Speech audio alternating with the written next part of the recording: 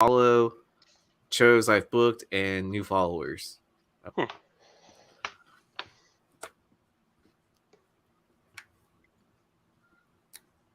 What up, everybody? We are live on multiple platforms, getting set up for the Foreign Comic Weekend Part 5. Get this set up here.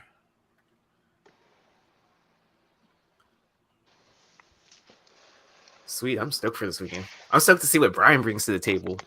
Bro, I haven't even set up anything. I was just telling Josh that I don't have very many foreigns, bro. I've sold all my foreigns. So I don't really have anything today other than just to hang out, chill. Yeah, see, that's why I'm mixing in cards into my foreign sales, because I know like there's a bunch of foreign books I want to keep myself, and it's always like tempting to sell, but like it's like what the whole am I ever gonna find this again? Mm-hmm. So I mean, I do have some books that I can put up for people. What up, everybody? If anybody's looking for anything, let me know. I do have like just sitting here, I have some Middleton stuff. I've got some of this Battle Beast, some of the Battle Beast variants. So I could put those up too. Let me see here. What's up, Jonathan? What up? Jonathan Hall from Hive Comics, chilling in the place to be. All right, you guys, we're live on Whatnot. So if you guys want to watch the Whatnot, you have to bring it up on a different thing. But we are live on Whatnot. Let me fix this real quick. Oh, if you bring up your own screen or something like that, will it cause like echoes for you or something? Yeah. Yeah. So right now I have Whatnot running. I need to move that down just a little bit. We're trying something out here, you guys.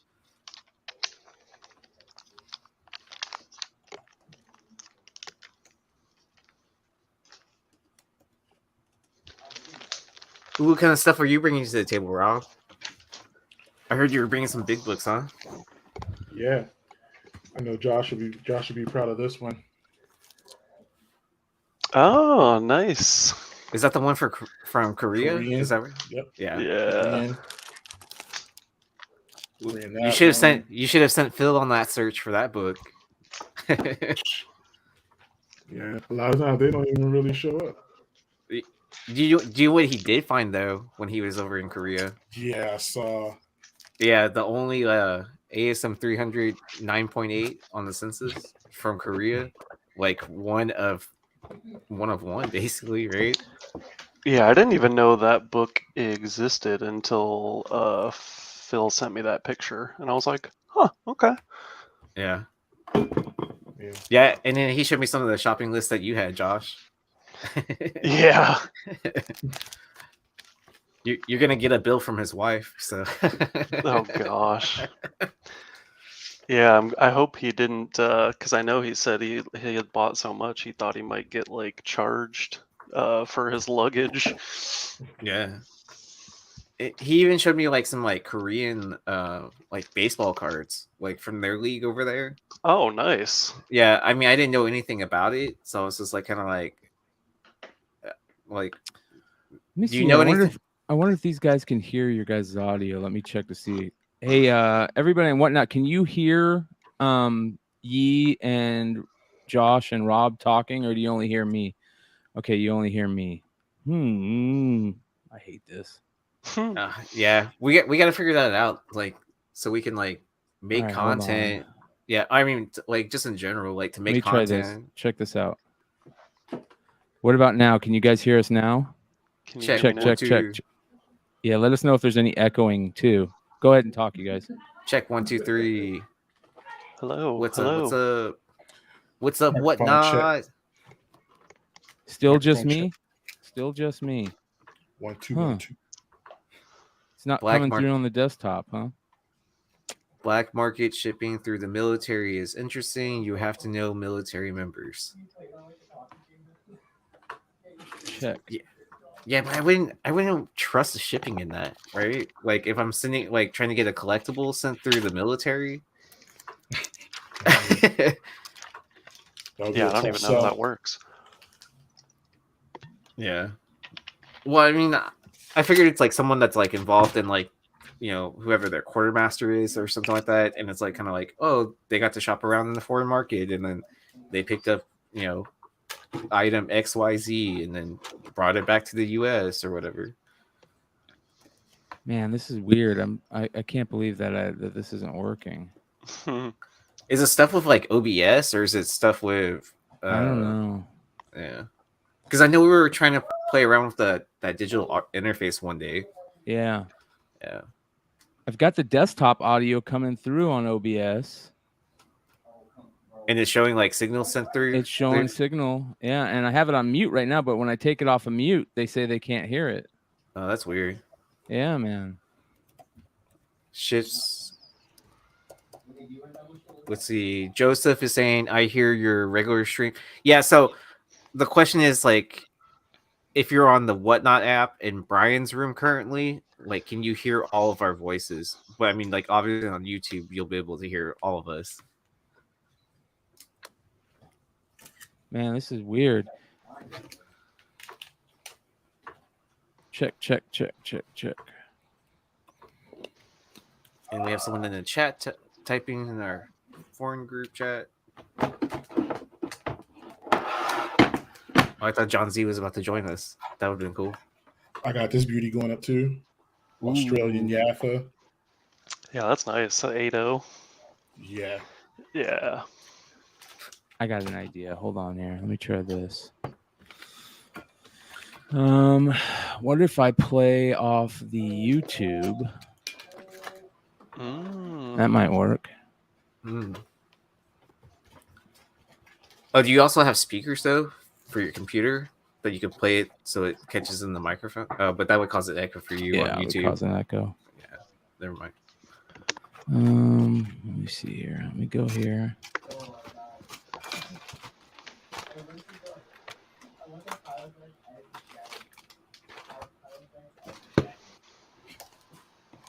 Just keep talking, you guys. Huzzah! I'm gonna read comments. Huzzah! The historically incorrect historian, present and accounted for. Thank you for joining us, Flipper. We're just prepping for our different foreign shows. I know someone just said they can hear us all, but I don't know if that means. Can you hear everybody or just me? So no, can you hear everybody or just me? Let us know. Let me know. That was in just the YouTube me, chat. Yeah, that was on the YouTube chat. So I was assuming that they could hear all of us on YouTube, and then I was saying, in Brian's stream on Whatnot, they probably can't hear us all. Yeah, I told everyone just to pop open the YouTube thing and they could just listen to it that way. Oh yeah, because like most devices can have multiple. Like I do that all the time, where I'm watching a Whatnot show and I don't really care what the person is saying, and I listen to like, someone's podcast like on this panel. Yeah, you could just turn down the volume on Whatnot and turn up the volume, and you'll still know what's going on. Yeah. Thanks, Righteous Flipper. Yeah, we weren't worried about the YouTube end of it. We were more worried about the Whatnot end of it. If we could hear everyone's voices, like whenever when we're each individually up and stuff like that. Yeah, so while we're trying to figure this out, if anyone has any questions about, foreign stuff, feel free to ask some questions. Yeah. I would tell people on Whatnot to do that, but I wouldn't. unless they're watching this show, they wouldn't hear the answers. Can you guys maybe now? No? Hold on. Huzzah to you, Sir Academia Yi. Yeah, so I'm not a professor at the university I work at, so don't get that confused. And I'm also not a student either, because I get that question all the time. Oh, that's true. YouTube is delayed like 5 to 10 seconds from Whatnot. Yeah. I saw myself turn around, and then I saw myself still turning around on the Whatnot thing, and I was like, You're just viewing yourself in a different dimension. That's all that is. Or is it time travel? Or is it both?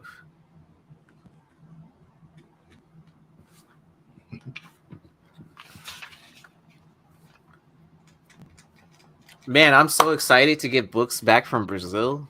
Like, have those hit the US yet or no? I have. Yeah, I figured like I'm not gonna worry about tracking for that for like a month.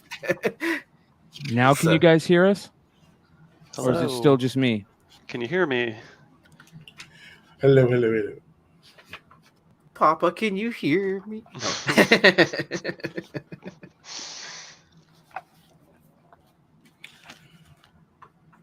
Well, I'll talk about this. I've gotten a lot of requests about the Japanese Playboy stuff, and the first issue that Spiderman is in officially, look at my quotes, officially in Japan is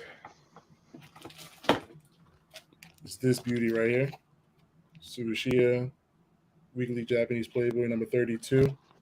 What's my grandma doing on the cover? No, I'm joking. Pretty much. But for those that need to know that there is a 10-issue series. There's 10 issues with the Spider-Man comic in it. And a lot of people asked about the inserts. A lot of times they were pulled out because people took it, put on the wall or whatever. Or some people pulled the Spider-Man comic out. I found one with no comic inside. And I went to see if it went beyond issue 10, and I have number 44, which is the very next one after the last number 41. And I learned that going through those issues that it's not always in the center next to the comic. Like example, like in this one, the centerfold with the nudes is in the back of the book versus the middle. And in this case, the number 32, I will crack it open. It's double sealed because I never really took it out the plastic from Japan.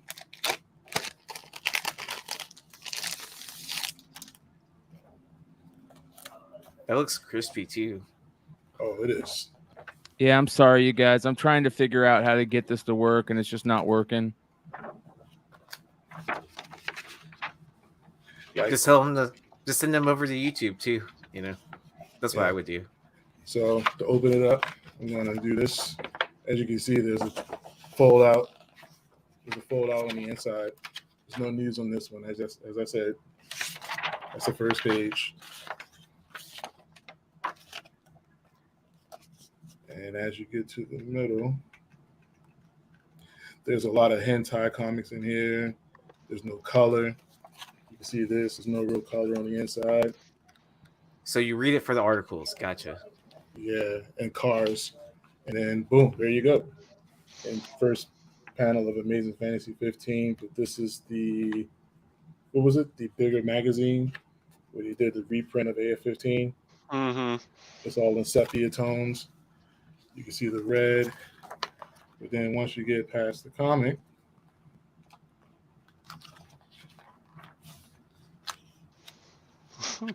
I don't want to get clear in trouble. Just cover that up. You have all the goodness right next to the page. Check. Dude, Hi Nathan just got one of these for like $10. Are you serious? What? Yeah. 32? One of the whatever Playboy Spider-Man he just picked up, he got it for $10. I was like, what? I mean, I saw his post on Instagram and stuff like that, but I didn't see that he posted price or anything like that. Or $10, man. That's $10. That's yeah, there are deals. That's probably like the steal of the century. And then look at this booklet. Got some NFL action in there. Oh, Nice. That's neat. It would have been cool if it was Techno Bowl or something. I would have been like, yes. Yeah, I know people, me and Rob, we both know people in Japan, and like you can't even get those for $10 from the people we know in Japan. So And then when you get closer to the back, as you can see, they put color on the ones they really care about, like this Volkswagen Super Coupe. All right, hopefully, maybe now it's working. I don't know. So, Check. Hi Nathan, let us know in the chat like where you picked it up. Were you just combing through like eBay and found it, or did you find like a badass dealer that was just like kind of like, I'm selling this and didn't know what they had? Hopefully he's still here. Comic shop owners don't fucks with the foreign books and load all. Yep. Wow. Yeah. Wow, you got that from a comic shop in the U.S. for $10. That is wild. Well, it's just like me. Like when I found that 361, and then like they didn't know what they had, and I jokingly sent a picture to Josh. I was like, "Should I pick this up?" Yeah. When he knew I was gonna pick it up. That's crazy. That's crazy that a comic shop in the U.S. had one of those Playboys. Yeah. A dude in Florida on IG. Huh. Interesting. Well, so did you see grade those? Yeah, they should. We saw one graded, but why would you grade it? You want to know what Check. it That's is. that's true. I mean, what? Yeah, why would you grade it? Like, yeah, can't look at the nudies. Well, people grade it's like, Playboys too, so I guess that would be. It's like I bought this to read the Spiderman comic. Only, yeah. It's encased in this tomb now, though. But I actually went down the rabbit hole of finding Bruce Lee's first image in a magazine in Japan, and I found this little tidbit right here. But he's Chinese, so you got to find the first China publication. Yeah, I know, but I found this right, and then I mean that's still cool to find the Japanese version of that as well. Yeah, and I found the same image. I'm looking at audio sources here for his trading card, and I found this beauty right here. Okay, I remember when you were on the Awesome Sauce Radio. I think you showed. Did you show that then? No, I showed the actual Japanese Playboy. That was I showed the interiors of one of the books. Okay, that had a Bruce Lee picture in there. Yeah. Man, this is so frustrating that this shit doesn't work.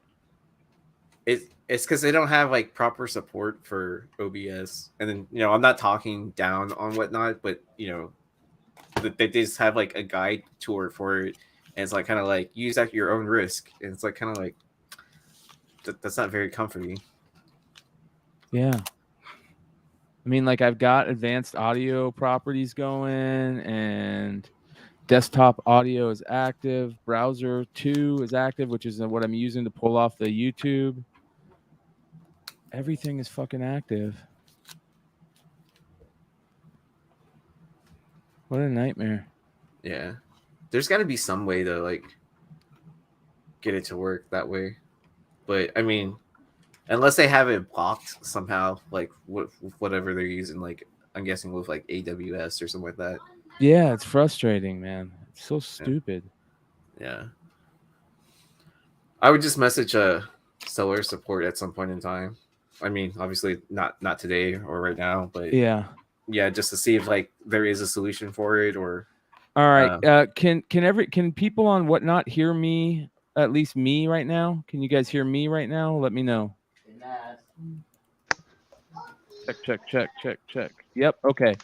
So here's what I'm gonna do, you guys. Keep watching YouTube. I'm gonna move everything to my sale tomorrow. I've got a sale tomorrow that says Punisher sale. Go bookmark that, and we'll run a long sale tomorrow with everything that I had thought about doing tonight. We're going to continue on the YouTube channel with Rob, Yee, and Josh, and we're going to, spotlight them. So make sure you guys check out their links. Yee, you go next, right? Rob goes next. Okay, yeah. So Rob's Comics 81 is going to be next. Make sure you guys are following him. Rob, chat in the make sure you chat in the Whatnot stream real quick so people can follow you that are watching me. All right. Oh, and yeah. I'll throw in some emojis on of course, International Comics is already in the chat. You guys follow him, and Yee, it should be in the chat too. Follow him.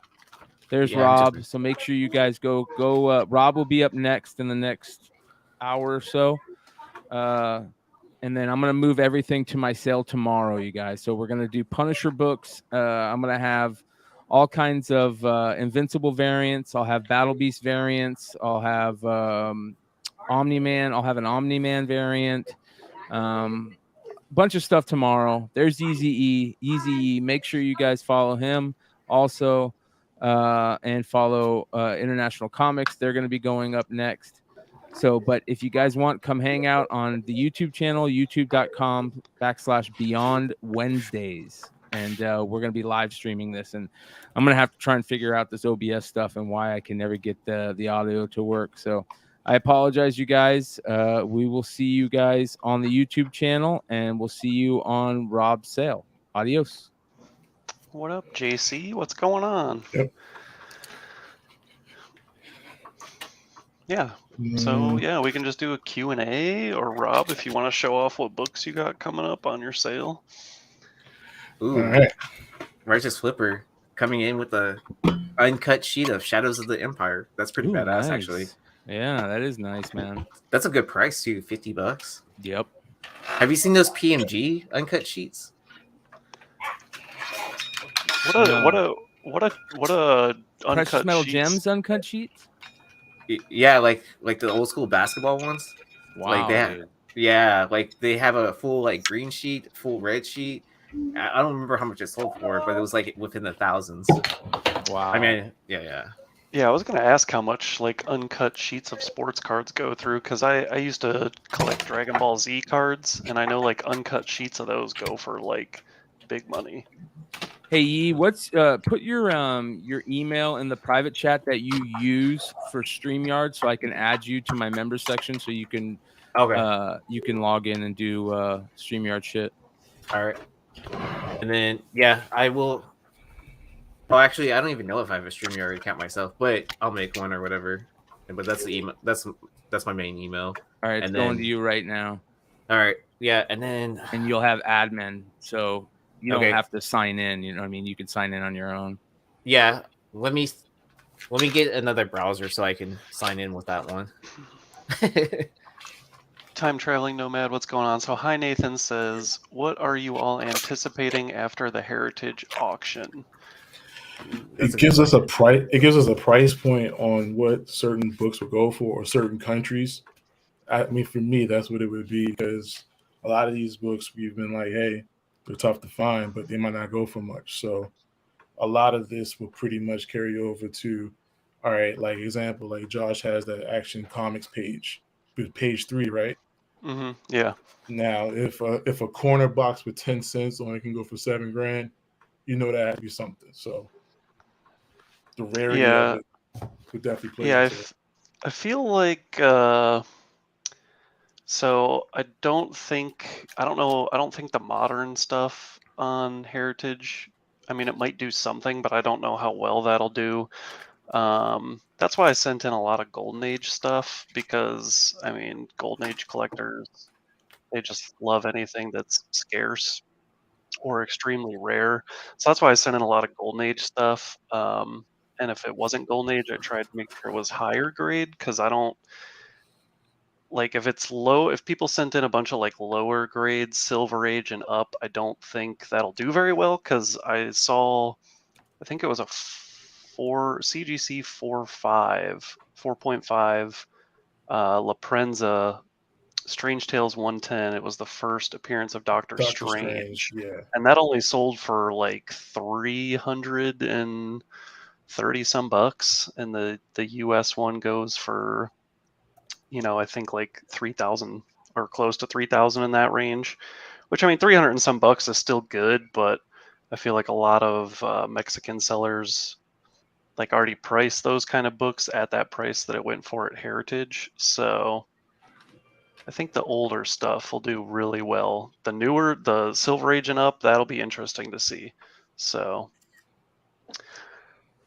what the current state of the market? Does that make you worried? I'm not really worried about like I said, about the Golden Age stuff I sent in, because Heritage is kind of just like I feel like that most people that shop at Heritage, they're not affected by the economy and what's going on right now, because ebooks in high grade are still setting record prices, and golden age books are still setting record price. Like, I mean, the money that those people drop on heritage, that's like pocket change for those kinds of people. So because those people set the economy. Yeah, exactly. So they I mean, are the economy. yeah, that's just pocket change for them. Because I've had a couple people ask me, like if I'm worried after seeing some of the books sell at Heritage. But I mean that Fantastic Four 5 first Doom, that just went for like, I think with the buyer fee, that just went for like $10,500. But I mean, but your situation is kind of different too, anyways. Like you have like rock stars that like buy comics from you, and yeah, well, and that's one of the other things that makes me not so worried, because I know the kind of people that are going to have their eyes on Heritage for that stuff, just because I personally at least know one of the people that is going to have their eyes on stuff, and he's literally a rock star. So yeah. Did you end up selling that book to him?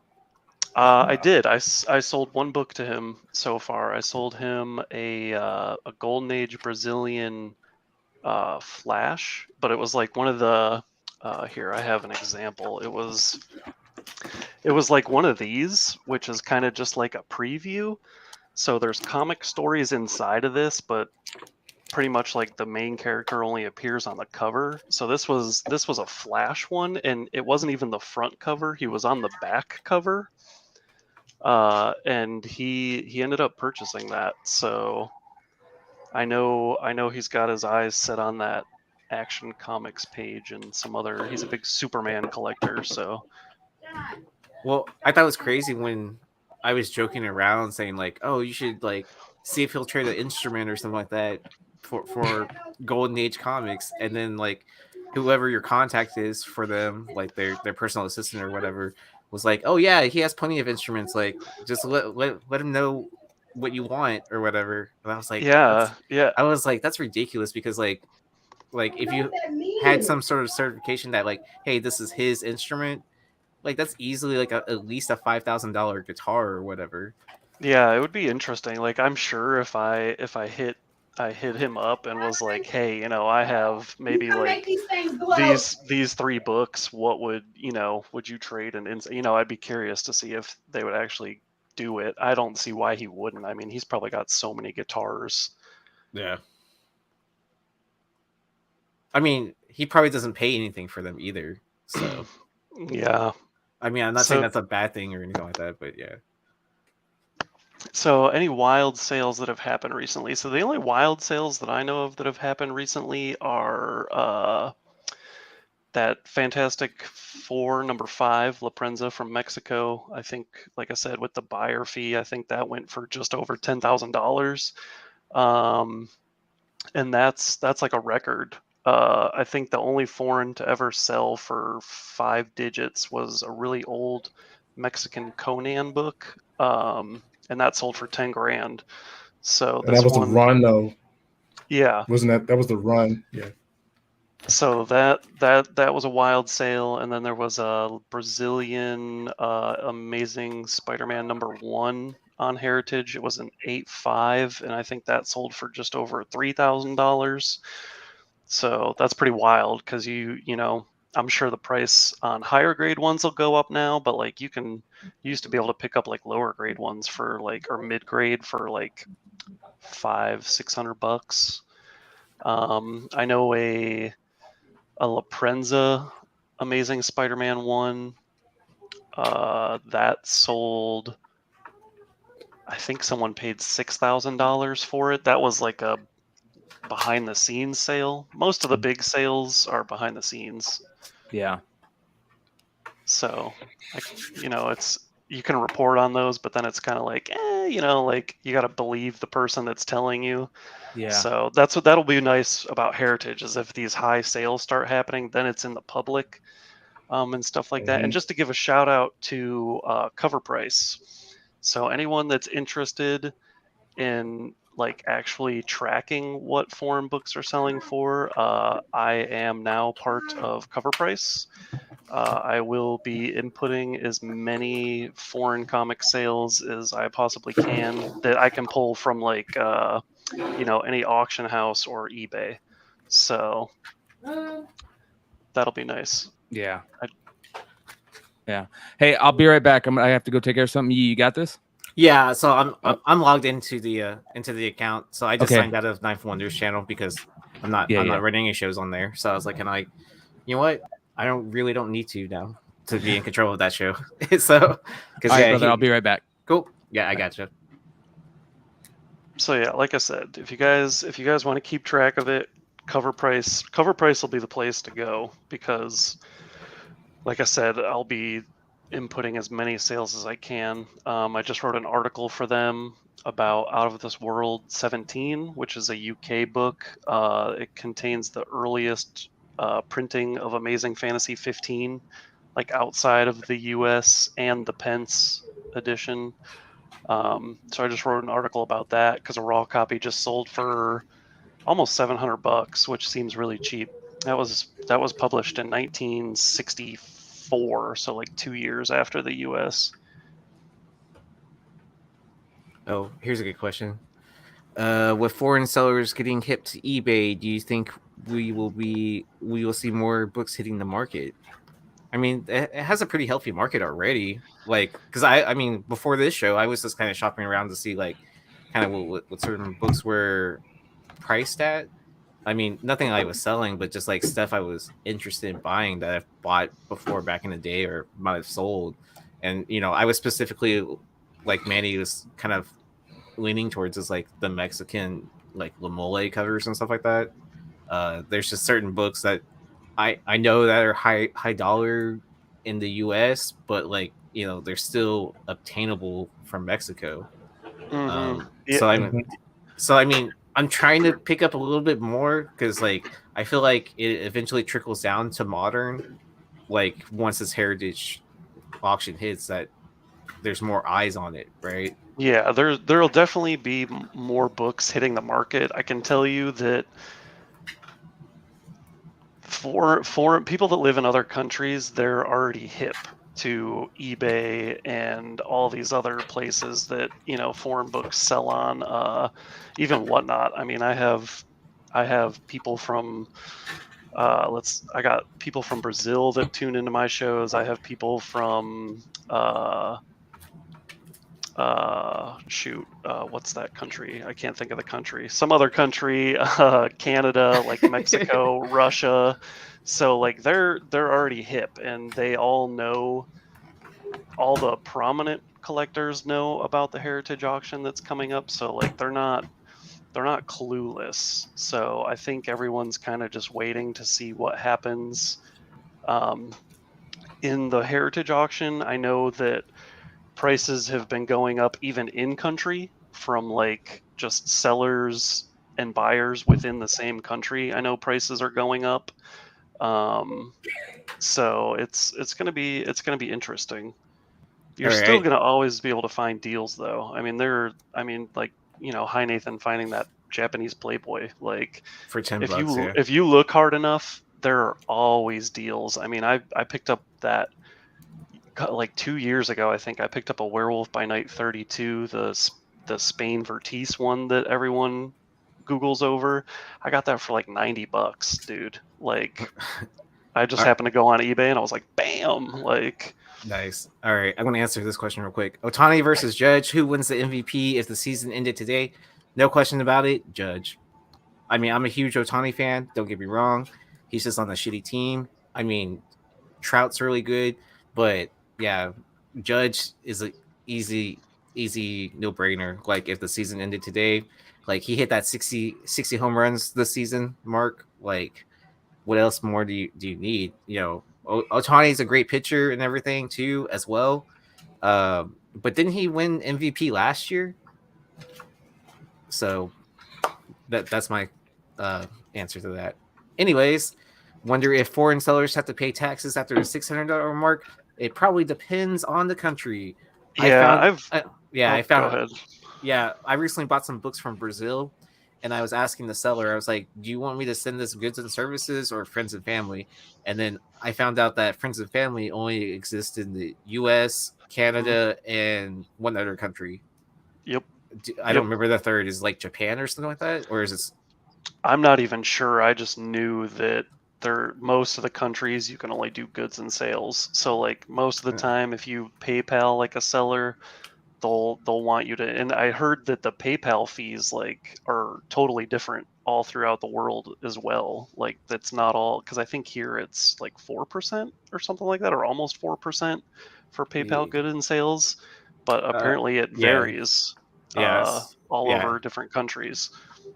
Yeah, so I would assume it's like whatever the country laws are, and then like PayPal does do a small fee for exchanging the currency as well.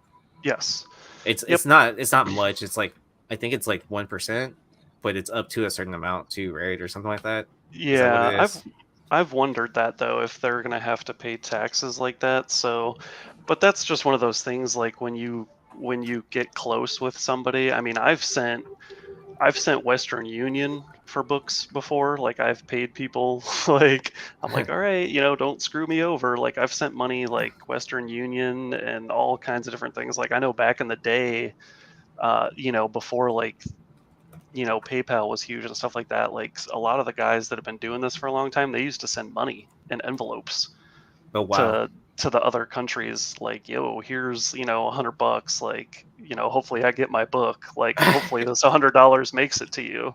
So yeah, that and then that's when you test out your bootleg money. No, I'm just joking. We don't condone that here.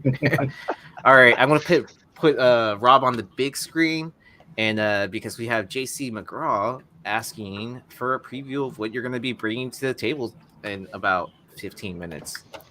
All right. So first things first, I have this beauty going up. This is the Australian Defenders 10, and this is the magazine size compared to a regular comic. I put it right in front of it. As you can see, stuff is huge. And an 8.0 in Australia, anybody that collects foreigns, they know anything above a 5.0 in Australia is a win. An 8.0 is basically unheard of in most cases. And this is a beautiful book. So I have this up in the buy now. Who pressed that for you? This was done by Big Leg. Nice. He did this one. He did this one. Yeah, because I'm always curious to see like who's pressing foreign books and stuff like that.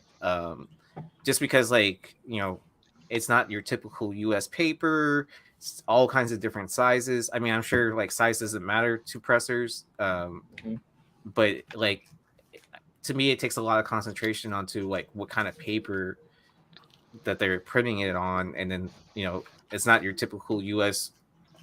book that you would have pressed like through like someone that's just now like learning or coming up on in the pressing game. Yeah, and I'm putting this beauty up.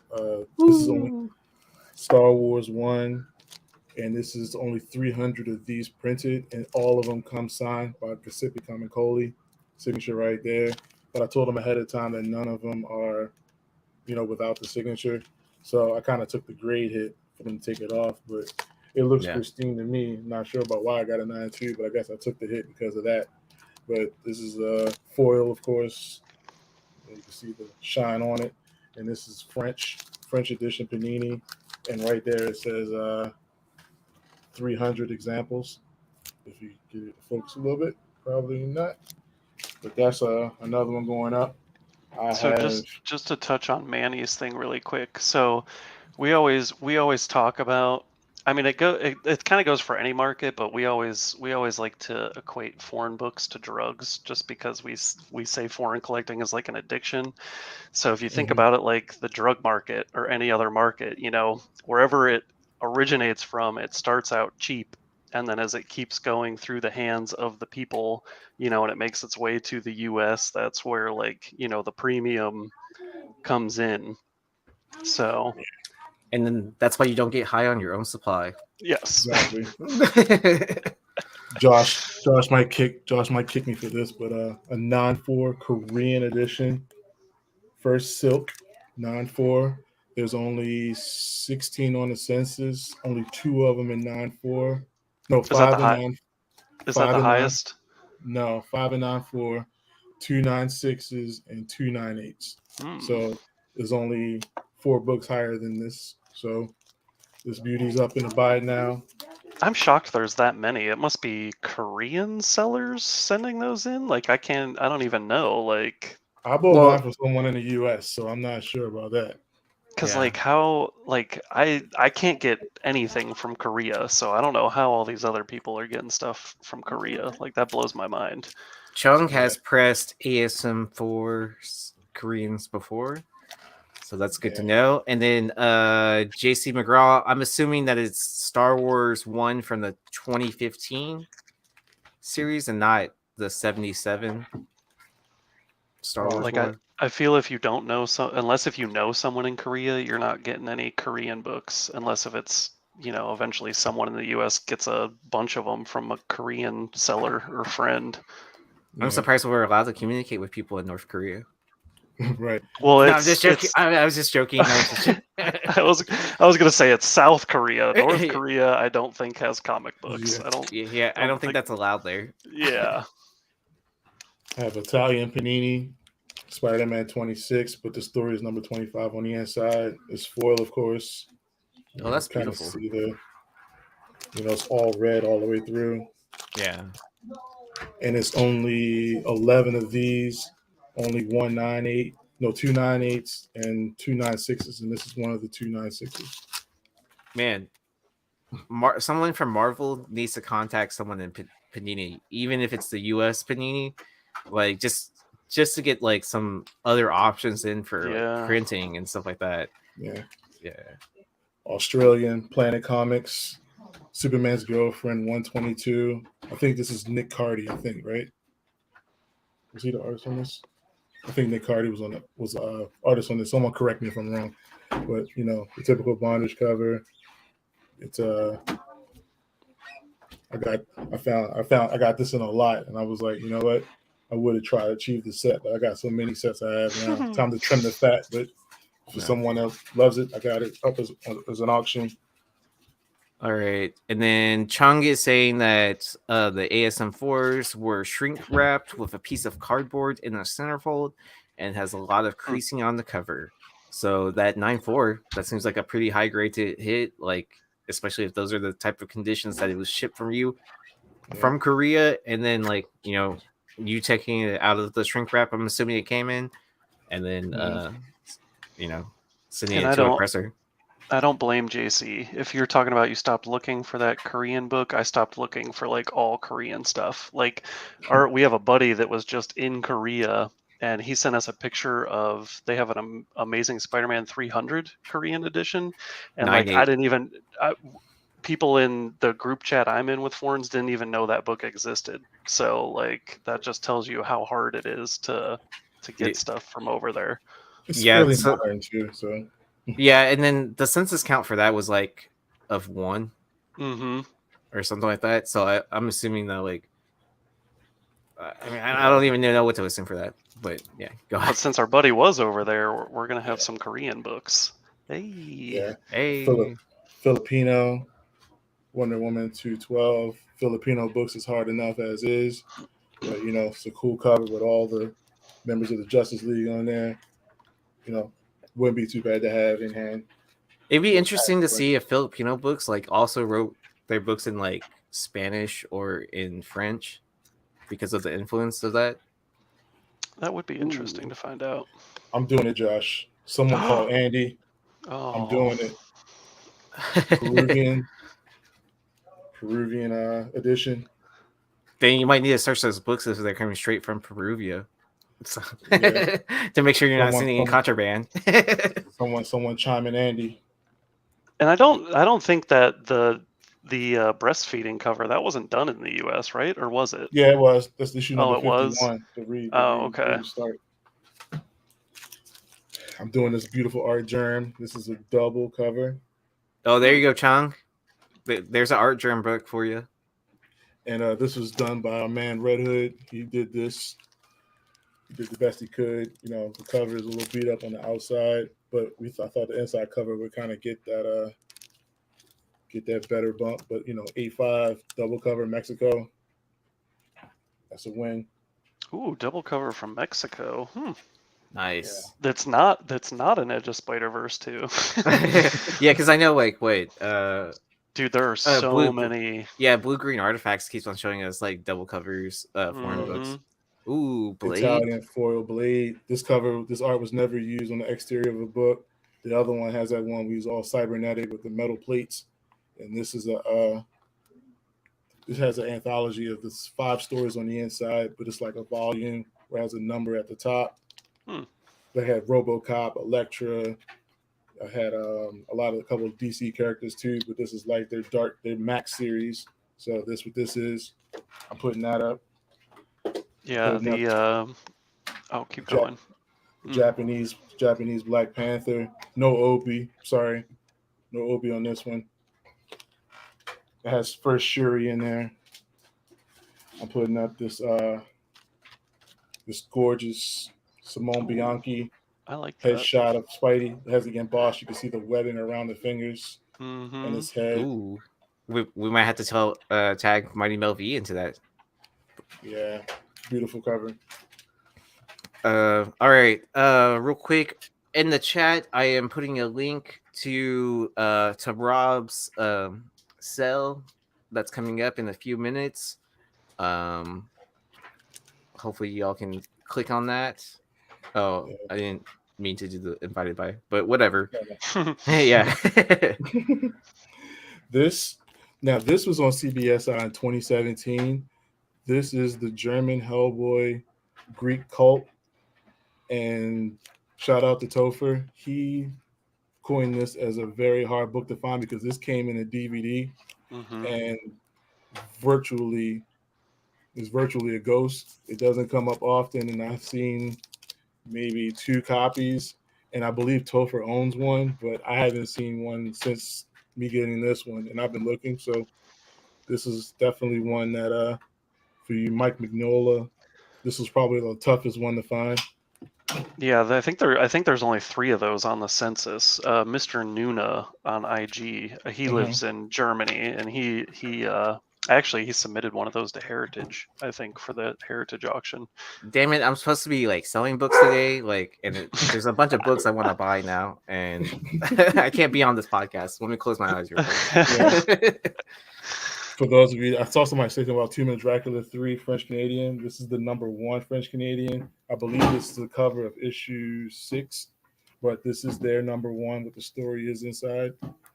And this is the I'm putting this up too.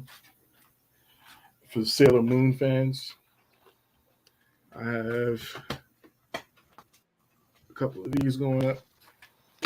This is Sailor Moon. I like those. Mercury. I like the foil on the Obi. Yeah. Man, you guys just keep upping your stock, bro. Like, dude, I'm surprised you guys sell this. Oh, I like that one too. Blue. So, what are most people asking for right now from you guys?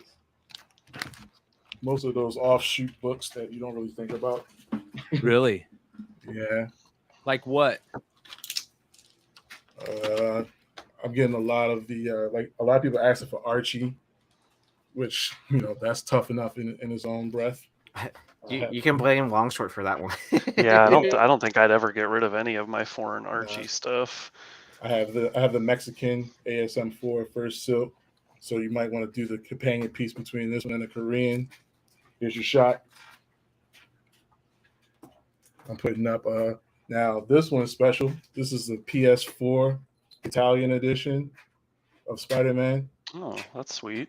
On the back it has PlayStation right there, but on the back it has the PS4 logo as well. This was given out as a promo when the launch of the game came out. Interesting. That's really that cool. Is interesting, especially since it's not like a shrunk down size like a lot of those promo comics come in the US. Like it's like full size comic. That's it. Putting this up, black and white Turkish is only 250 printed of this, I think. Nice. Yes, 250. Al The Glow in Ewing. the Dark one's 500. Yeah. Ildry Senar did this one. We got I'm putting this beauty up too. So another Simone Bianchi, Thanos Rising. This is Chrome. You can see the glow on it. You gotta get Red Hood in on that one. Well, or even Mel, because I know. Oh yeah, Red Hood and Mel, like they fight over those like Japanese books. Like you should they have seen love us the after. Thanos stuff. Yeah, you should have seen us after a show one day. Like I was on my Japanese ordering website and I was sharing out like, hey, what do y'all think of this? Blah blah blah.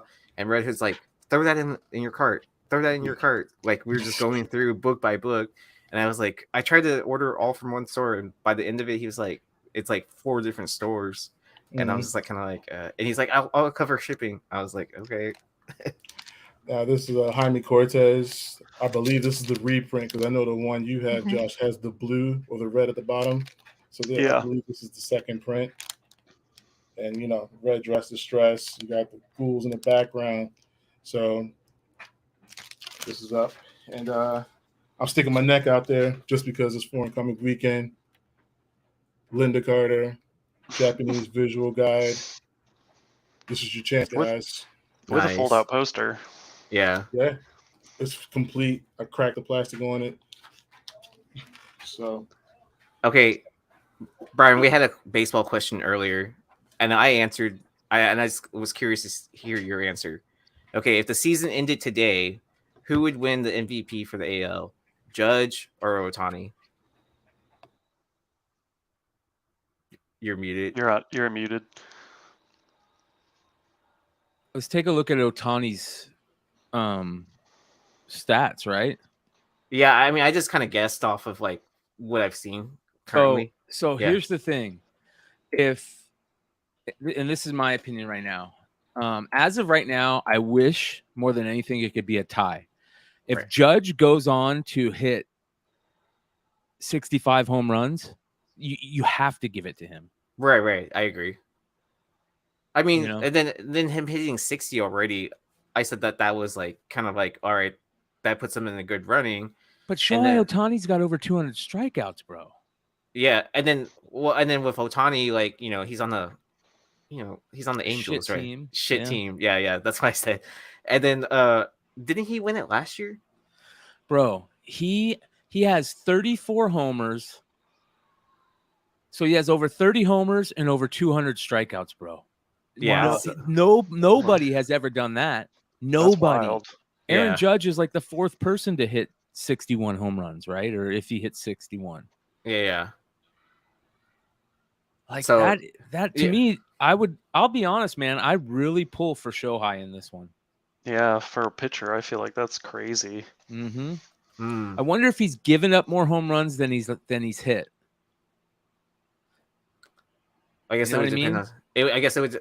Oh, when you said strikeouts, I was thinking like batting strikeouts. No, dude, he's pitched 200 strikeouts, bro. Yeah. Wow. But yeah, right. I mean, I'm jumping out, guys. I'm gonna go ahead and start my show. Okay. All right. Yeah. We're gonna bring it up on Whatnot, brother. Yeah. But I know where this is kind of off topic or whatever, but like like we can't just always throw that into the mix, right? That like, oh, just because he's a pitcher, those stats should be considered for like what the Cy Young and stuff like that. Most pitchers can win MVP. Oh, pitchers can win MVP. Yeah, okay. They've won it before. Verlander's won it, I think. Okay. But did he win it last year though for the American League? Yeah.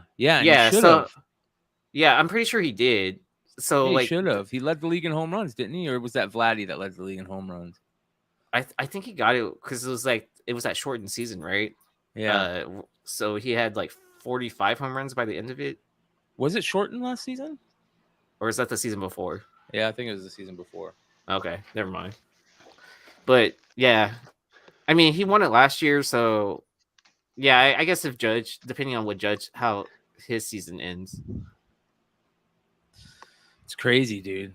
He's killing it. He's absolutely killing it.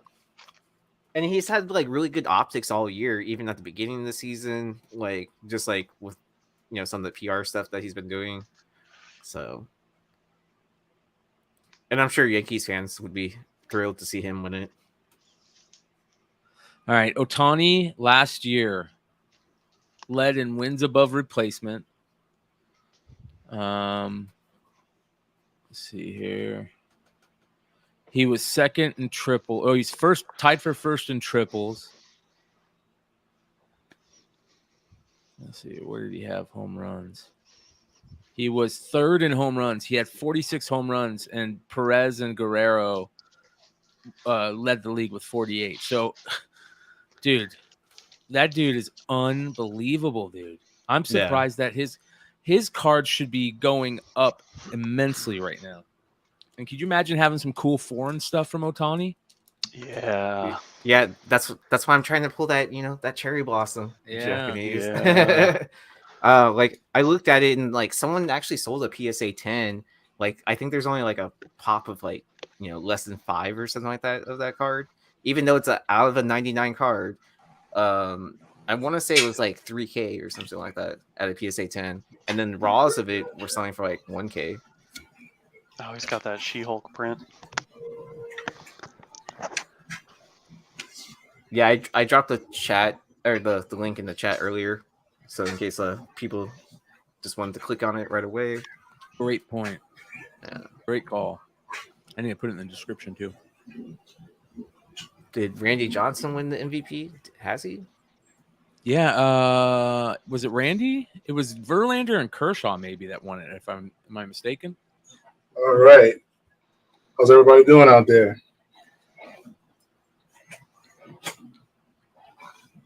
I know it's been a long time coming.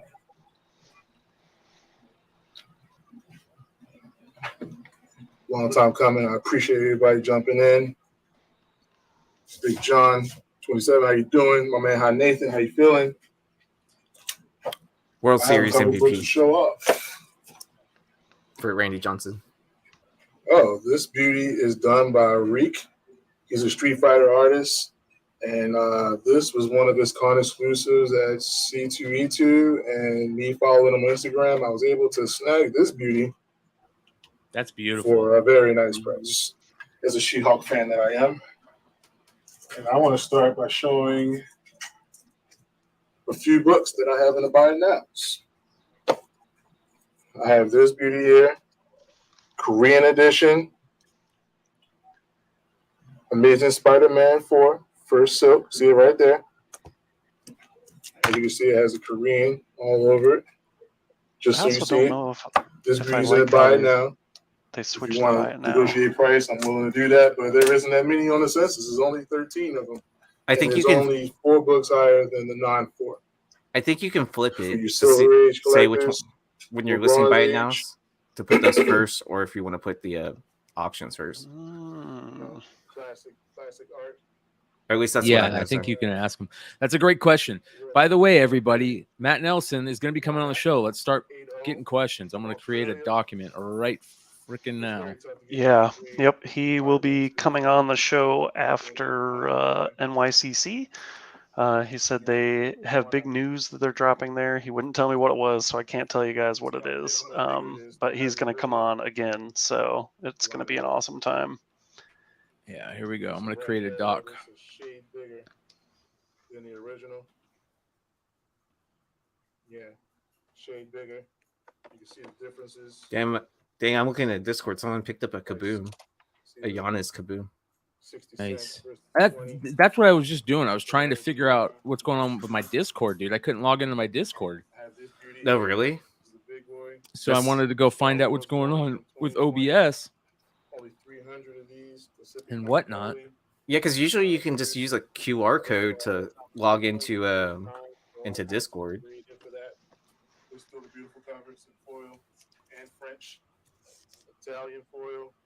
They should have an OBS thing in there too. They do. They have it's a subgroup that's within. I was wondering if they have that blocked just because then people could play YouTube shows on their shows and copyright and all that stuff. I don't know though, but that's a great question. That's why I don't know if I want to ask them. But all I want to do is be able, I dual stream on YouTube. I want to put what I'm showing on YouTube on whatnot. Yeah. Just say I'm sure if you say that you want to make more content or whatever, like because they're all for that, right? Yeah. That you know, they're trying to like just move away from just being just a seller app, that you want to create content through the app as well. Yeah, maybe they can unlock it for people that ask. Yeah, I can't find that. There it is. Web stream OBS help. There we go. Yep. So someone should be able to help you from that. Got this beautiful blade foil. Art was never used on the exterior of a comic. And this is That's a smart play though. Picking up like the Blade stuff, like in foreigns, especially with the Blade movie coming up. What at the end of, is that the beginning of? Here, somebody's saying the same thing. Check this out. Listen to what somebody wrote. Hello, fam. Would anyone offer me some help on how to do one simple thing in OBS? I stream using OBS, and I have set up a Netflix, Hulu, and Disney website in the overlay. One at a time, all at once, not all at once. It all streams fine, no issue. The sound, however, will not output to people in the stream. I can hear it on my speakers when in OBS. When I look in OBS, the sound overlay is working. I can see the changes in volume, etc., but people in the stream can't hear it. So let's see here. They say, are you on Mac or Windows? I'm on Windows. Any camera device you have, you can physically... What? I don't want to know about that. Yes. Check out the pinned message by Bug regarding virtual audio cables. Mother... More stuff you got to buy? Yeah. More stuff I got to download. Mars. I'm putting this beauty up. Heidi Granoff Hunger, #1, Italian foil. This rare DVD edition. We want more conspiracies. Yeah, right.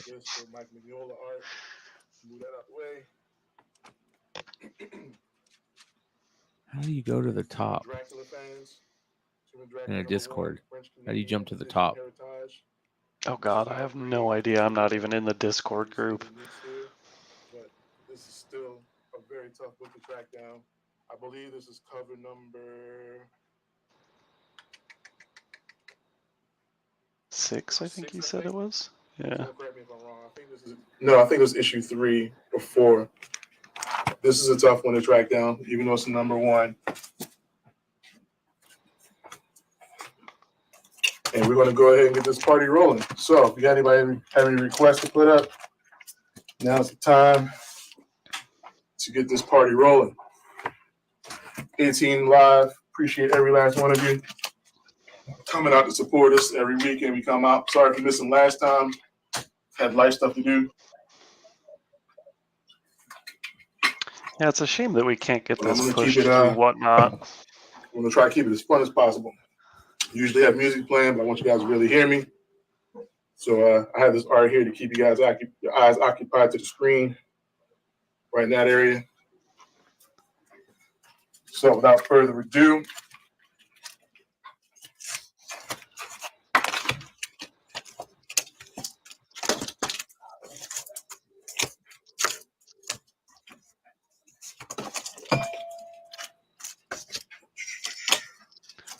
if anybody has any requests, let me there's put your it in the chat.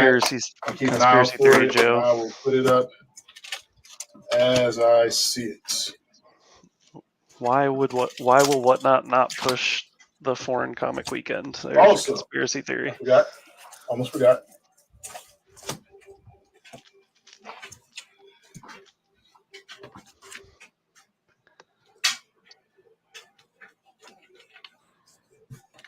I need one of those She-Hulk posters. Where can I get one of those? The guy's name is Reik, Reiq, on Instagram, and he did the art for this, and he put it out for those that wanted to get the poster after the con because he still has some left. If you hit me on IG, I can send you the link to it, but I know for sure he probably still has like 1 or 2 left. There was a metal version of this too, and I missed it because I wasn't a part of the Patreon, but I'm not tripping too much about that. But if you want to shoot me an instant message on there, I'll do it.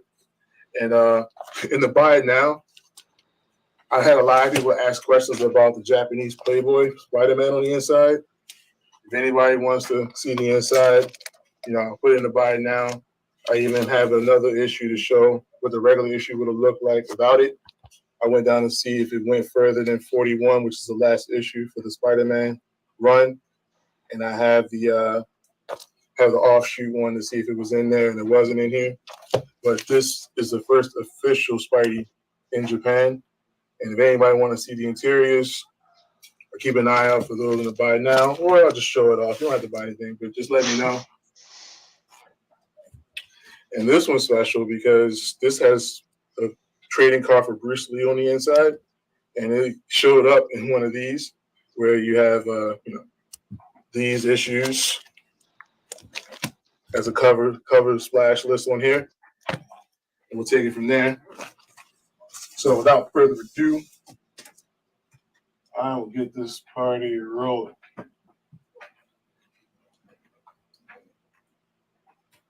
All right. Start off with something fun.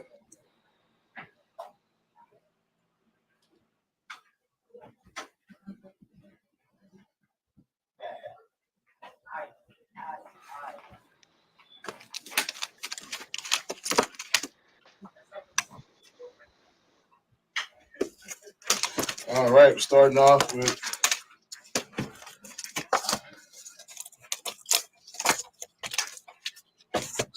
this beauty here. Wolverine #1, Italian foil. Beautiful, beautiful cover. You can see the embossing of the claws slicing through Wolverine. There's a slight relief in it. Beautiful, beautiful covers, near mint. No dings, no nicks. Now, mind you, you got to get shipped from Italy in a box to see it get here safely. And this is probably the cleanest copy I've ever owned, and I kept it for so long. But now I'm like, with grading the way it's going, is it really worth it? No, but I'd rather get it in the hands of someone that will want it. So I'm putting this beauty up as is. I wonder if Panini could just buy Marvel so that Marvel could make good comic books. All right, Southern Comic Geeks. Oh, Southern Comic, how you doing, man?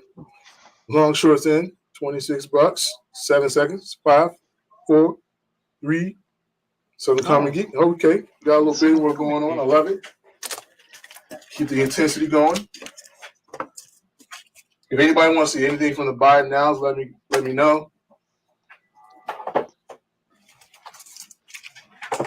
All right. Southern Comic Geek, appreciate you, sir. We got to do another show, man. Ooh, that was a nice Italian foil, right? Mm-hmm. Yeah. That's what I was just saying. I wonder if Panini could just buy Marvel, so then they could make really nice comic books. Well, I know all the European artists, they work closely with Panini. Mm-hmm. All right. I don't want to lose everybody. I tried tagging in Mighty Mel V and Red Hood for that cover. I always try to do my best impression of Mel. Yeah. This is crazy. I'm doing it like this because wow, he's starting that up. In Japan, the book opens the other way, right? He's just showing it off. Oh, he's just showing it. Okay. I know some people did it this way. I'm like, oh wait, it goes this way. No, for you manga readers, you read from right to left. So, Shueisha, Weekly Japanese Playboy, not Hugh Hefner's Playboy. Japanese's Playboy. I think it's one of those number books 32, like, if you know, you know. 1976. And on the interiors, the fold-outs in the front. He's about to get a bunch of people just in the stream for that. Just showing something went on the inside. Wow, she's smoking. Now, man. a lot Even of times, back then, she's still hot. Out. Sometimes you look at chicks from back then. Whoa. Yeah, I know. Don't Whoa. You're gonna get me kicked off of YouTube here, Rob. Demonetized. I didn't think you were gonna. I didn't know he was gonna show it. I didn't know he was gonna show it all. He covered it on YouTube when he was on YouTube showing it all. But yeah, he probably forgot that he's. It's art. Yeah, it's art. It's art. It's art. We might have to clip it.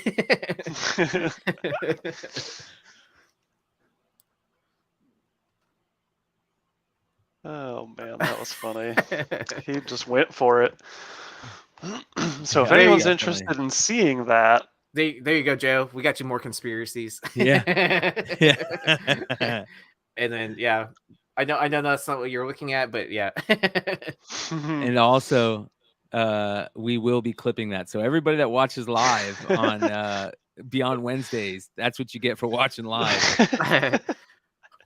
Hopefully you're 18 and older. In the room, some of those iconic images. I'm gonna stop it as soon as he gets out of the comments. Some of these, a lot of these weren't in. Use the word. 15, I'm glad I still have my sign. They use various panels and piece it together and make it look like it's action in every single panel. Yeah, I was gonna say as soon as he gets to the last, Yep, I was smart there. I pulled the trigger on that one. That was a good choice, you guys. But if you're on his whatnot, you miss nothing. Yeah, yeah, you get to see it all. The link is in the chat. I hope he turned on his mature. Mature explicit setting. content. Yeah, yeah.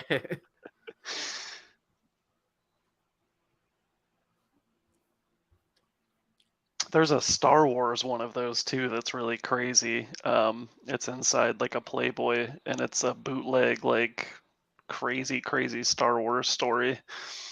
Nice.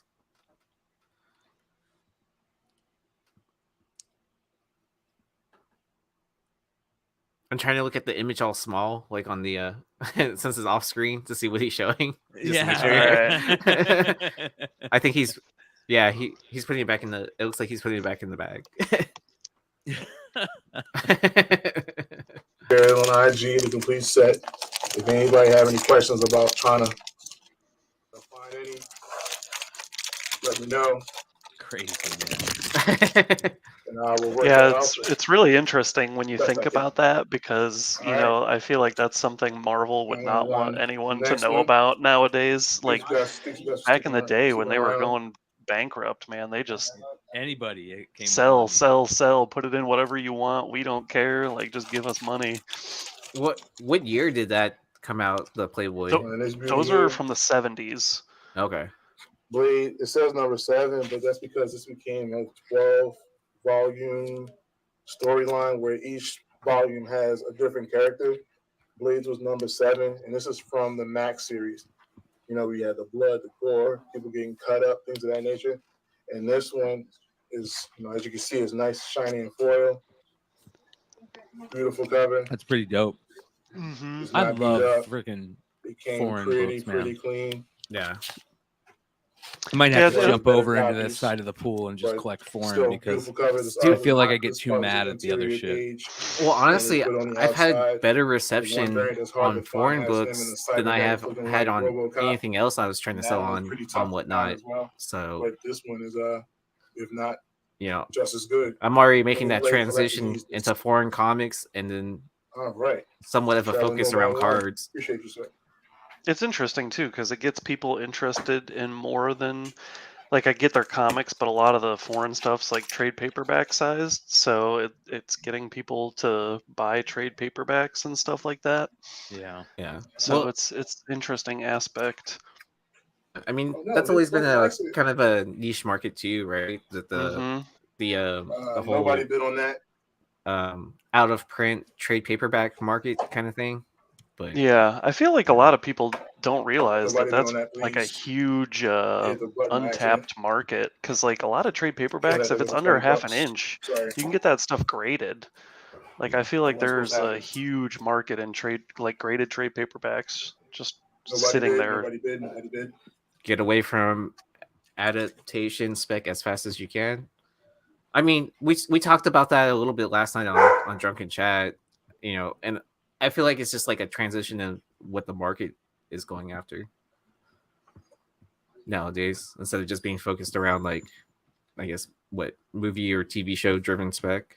Mm-hmm. So this is people might like it, they might not like it, but right now, like, I almost want to push the direction of the channel.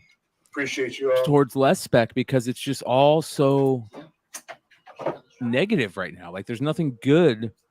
Yeah, I mean, about new comics coming out for spec wise. There's all the drama going on behind the scenes.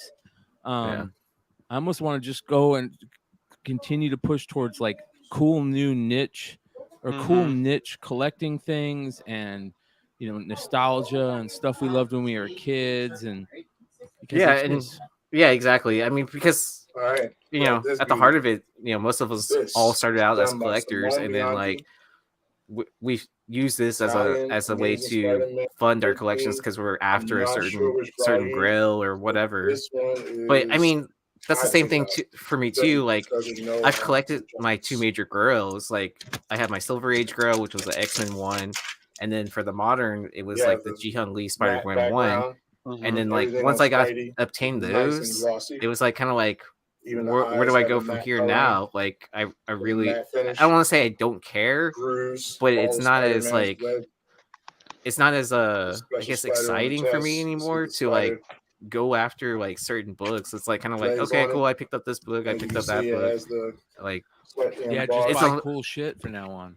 Yeah, it's like almost like I lost the thrill for it. But I mean, I've been buying like more sports cards now than anything. Like just like singles. I still hold on to like unopened wax and stuff like that. I still believe but Italy's edition. I think it's just like also like my interest changed. Way better.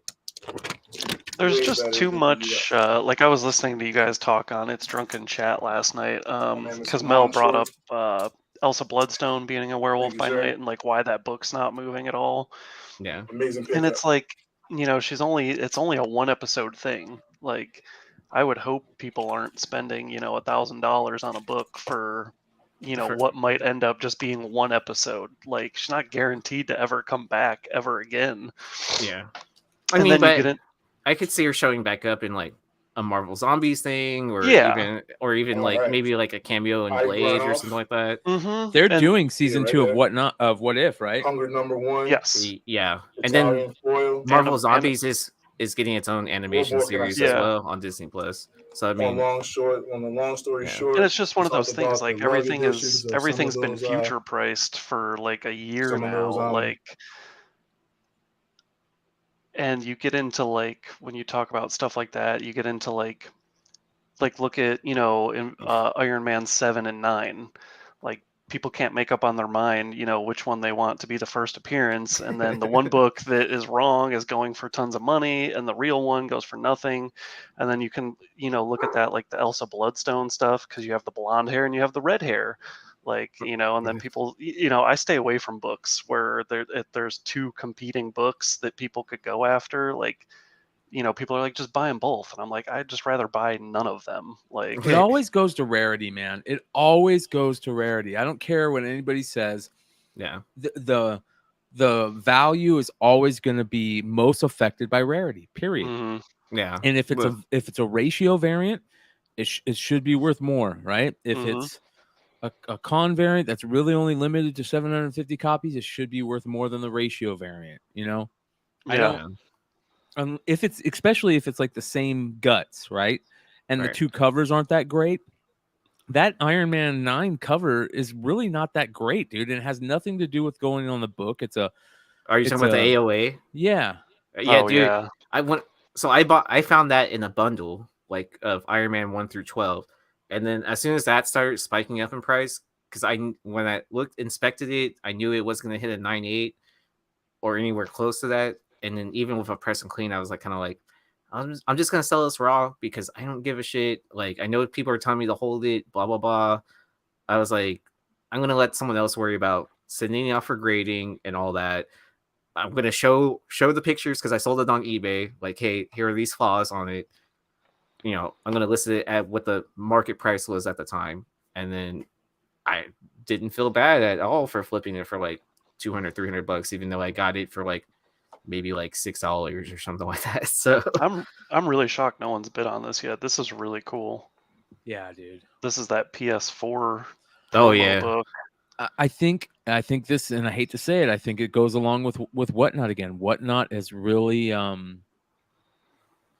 you got more people just hanging out and watching than spending money now. Than in the past, there was a lot of people, and there's nothing wrong with that. That's what I always thought Whatnot was going to be.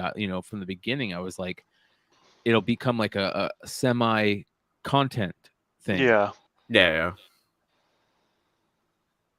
but I've definitely noticed that a lot of people. But and here's the other thing: it's not just because it's whatnot; it's because of what's going on in the fucking world right now. Yeah. No, Dude. yeah. Oh yeah, I mean, and then on top of that, like it's summertime, or it's the end of summer. Like this is a time period where sales usually drop for comics, anyways, because we're just now getting back onto that normal cycle of like con in the springtime when stuff starts like ramping up again, and then it kind of like holding steady until the summertime, then it dips a little bit, and then it'll shoot back up towards like the October, and then dip back down again because of winter sales. Yeah. And the one of the other things is the spec market just moves way too fast. Like look at like She-Hulk 1, like what that book was selling for, and then the high it hit, and now like all of a sudden what it's already back down to. Like that went from like what, like a couple $100 to like $1,200. Be careful. Now. Oh. And now it's back down to like I think like $600 or a little under $600. Like, and I enjoy that show. I don't care what anyone says. I've been enjoying the She-Hulk show. Oh, did you watch Andor yet, Brian? No, dude. I have. As soon as I got off, check this shit out. As soon as I got off the Hot 10, getting ready to go over to the Drunken chat, my dad calls me, and my dad had his fucking golf cart stolen. And it was this badass souped up golf cart. My dad doesn't golf, right? But he lives in a retirement community, and in this retirement community, they drive everywhere around in golf carts, right? And it was this badass souped up club car, super quick and everything. My dad loved it. He drove it 3 times a day. He would go to the library. He would, take his dog with him everywhere. He just loved it, and it got stolen at the library. And what? Yeah. And they didn't have cameras, nothing. So, they had cameras, but they were fake freaking cameras. And they're not actually recording anything. It's like, oh wow, yeah, cameras are so cheap right now. Get the fuck out of here. So, anyways, it gets stolen. We're waiting to get his money till he can buy a new one, and he's been waiting 6 weeks. He's just been like super, super stressed out, and they say we're gonna finally give you the amount of money to go buy a new one. He's already got a new one waiting to be bought, and he's already put a down payment on and everything. Nice. Well, hold on. So last night he calls me. He goes, "It's a fucking scam." And I go, "What? They were on their way out here with the cart." He goes, "Yeah, they gave me a call and said I needed to pay this and this and this, and they wanted the account number and all this stuff." And I realized I was like, I fucking knew it. And I was so mad. You know what I mean? Oh, so people were taking advantage of the supply chain shit. Yeah, well, they're taking advantage of my mom and dad who are old. Even trying to scam on golf carts. That's crazy. Yeah. So he was gonna buy a golf cart for $8,000, and he was so excited because it looked so badass and it was really nice, and it was exactly what it was. They convinced my mom to put a down payment on it, and they did it through Zelle or did it through the bank account and all this stuff, and they had their bank account information. I'm like, what are you doing? Like, no more of this. So I was dealing with that. Can the bank like get that refunded or anything like that? They're trying to get the down payment, but I was like, I even had a conversation with my pops. I'm like, Dad, if they come out here, you make sure you he knows all these little like the car place, like the golf cart places that sell here locally. He's been friends with them, talking to them, And I go, you should say, hey, I'll give you $500. Will you go over this golf cart and make sure it works? And he's like, no, I trust these guys, Brian. I trust these guys.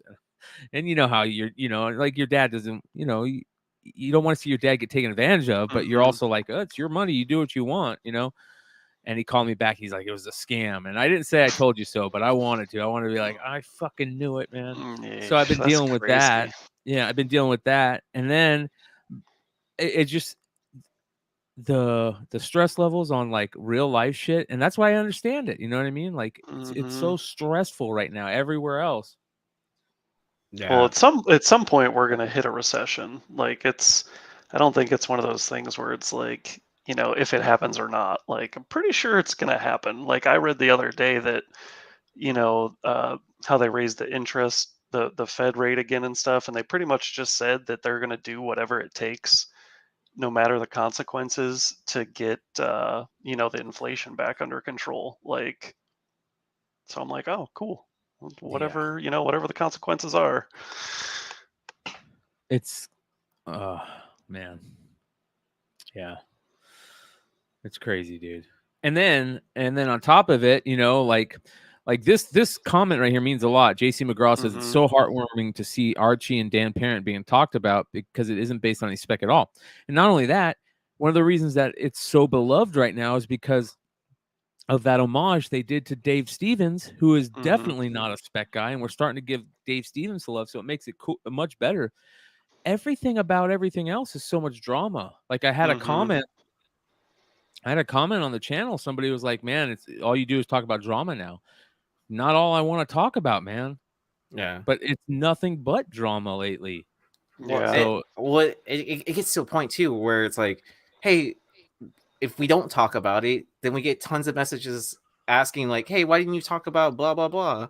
Yeah. And it's like kind of like, well, you can watch that on like any other channel or whatever that's doing coverage for it, but but it's almost like we have to like at least touch on the topic or whatever. Yeah. And we don't have to, but it's better if we do, I guess. And that's exactly why I love, doing shit like this where we're keying in on something that's fun, something that's interesting, that, there's no real drama going on in it that I got to deal with. Yeah. Well, yeah, and then we had a long story short episode where we actually had like Archie and like a lot of Dan Parent books that we were featuring. So, and I think yeah, and then Rob and Josh were both on that show. Yeah, that was long short's great, man. I just it's just, comics is a weird thing right now. It is a weird thing. I've never expected it to be where it's at. And I think highs and lows.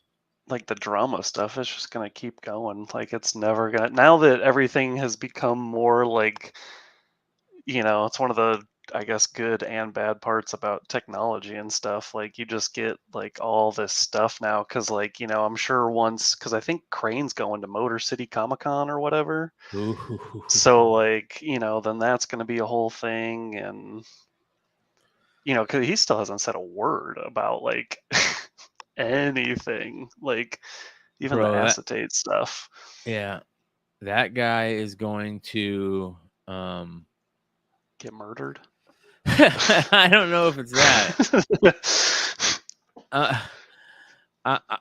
don't know if it's that, but what I do know is that, well, a couple things. One, New York is going to be a bloodbath, man. New York is going to be a bloodbath. Like, it's either going to be a bloodbath on the people who are there or a bloodbath on people's wallets, because there are so many retailer exclusive variants at this con. Yeah, and it's crazy like to hear like each retailer having at least like 7 variants themselves. And I mean, it's so much more now because it's Whatnot. Like there's so many sellers on Whatnot now. Like I know one Whatnot seller that I think is going to have like 5 or 6 exclusives there that he's sharing with like 4 or 5 other people. Like it's freaking crazy. It's crazy. You know what? I'm gonna do that during New York, and I'm gonna have like I'm gonna do my own exclusive sale and just sell all the exclusive retailer exclusives I've got. Get rid of them, man. Here you go. Fucking let's sell them. I don't want any more of them. I try to stay away from them, but like I pretty much always buy like Chrissy Zulu stuff just because I really enjoy stuff Chrissy Zulu covers. Yeah. But like most of the times I try and stay away, or I forget. Like I wanted to get one of those 4th print genies from Bird City last night just because I didn't have the first print one, and I did totally slip my mind, and then I looked at the time and it was like 10:20 and I was like, well, that's gone. Like, dude, that was gone in like less than a minute or something like that. I believe it. Yeah. But I mean, they also didn't put up all of their print run for that for their pre-sale. I mean, because they're planning on bringing some to Baltimore because that's Trish's home show. Well, again, Bird City, Anthony's doing it right, man. Ant is one of the retailers that listens to the fan base, that doesn't put himself on too much of a limb. He's trying to, you can tell he's trying to come up with really good ideas without stealing them from somebody else or something different, something that isn't constantly being done. And then also limited, right? He's doing limited stuff. And I feel like most of their stuff, it's just them. Like they don't share a ton of. Well, unfortunately, I think every retailer does that now. There's not a retailer out there that doesn't share books. And by that, like they don't share everything, but there isn't a retailer out there that doesn't share a percentage of their books because you have to. You don't have to. That's wrong. You don't have to, but it's.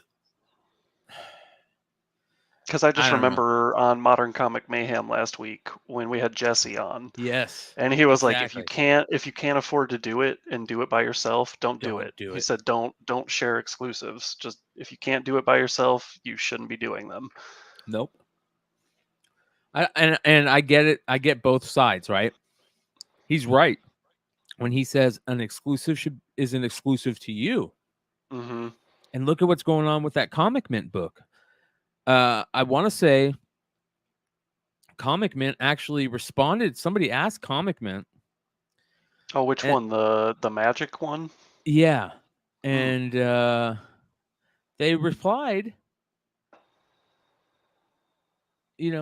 that here it is. It's crazy, dude. Yeah. Let's see if I can find that. It's just crazy because exclusive. Like I remember when everyone hated exclusives. Like everyone just used to talk crap about exclusives, and now it's like exclusives are the hot thing, and like all the key actual books that should matter just they just keep tanking in value, and it's people are chasing books that end up being worth nothing. Shout out to JC later. Shout out to JC. It was actually JC in the chat that asked. Look at this. This is good on JC for this, man. Check this shit out. Hold on. I'm gonna jump away from Rob real quick, probably at the right time. Let me share this. So here's their post. JC says 800 total, or each participating retailer gets 800. And the Comic Mint says 800 says total. Yeah, which is a lie. I'm not going to say it's a lie, but it's very tough to believe that right now. We counted 5 stores that were saying 800 each. Well, it's also, I mean, unless if Marvel has changed their contracts, it has to be a lie because as far as I understood it, you always had to get at least 3,000 trade dress. It had to be, you could do 3,000 trade dress and you could do 1,000 and 1,000 virgin. So unless if Marvel changed their contract, they're lying. Like they can't just do 800. So, I mean, maybe they changed their contracts and I shouldn't be saying that they're lying, but in my mind, I feel like they're just lying because I think didn't Jesse just. Yeah, Jesse you know what? I was going to ask. Yeah. Great freaking point right there, JC. Great freaking point. We shouldn't have to ask. Unless if they literally destroyed the other 2,200 copies of that book. And if they which did, would tell be us. Wild. Yeah, tell us. Yeah, like it's not hard. It's not hard to just be like, you know what? There were 3,000. We burnt all the other ones, ran them through a paper shredder or whatever, and this is all that's left. Like it's not hard to be honest about stuff. Yeah. Because that's like that exclusive that was on the Hot 10 last night. That Edge of Spider-Verse exclusive. It was limited to 750 trade and 500 virgin, and I'm like, that's not true unless if they destroyed all the rest of their copies. Like, man, I love Stein to death, and I will fight for Stein every chance I get, and I will stand up for him. He's one of the Best people I've ever met. Best people that I know. Good dude. I don't think he realized what he was walking into when he put that book on the list. Yeah, I didn't either realize until I was getting ready for the show. I didn't realize because when he said, he said it was a Whatnot exclusive, I'm like, oh wow, it's already selling for that much on eBay. And then he said it's just Whatnot sales, and I was like, oh, we're doing Whatnot sales now. Like it's not just eBay sales. Yep.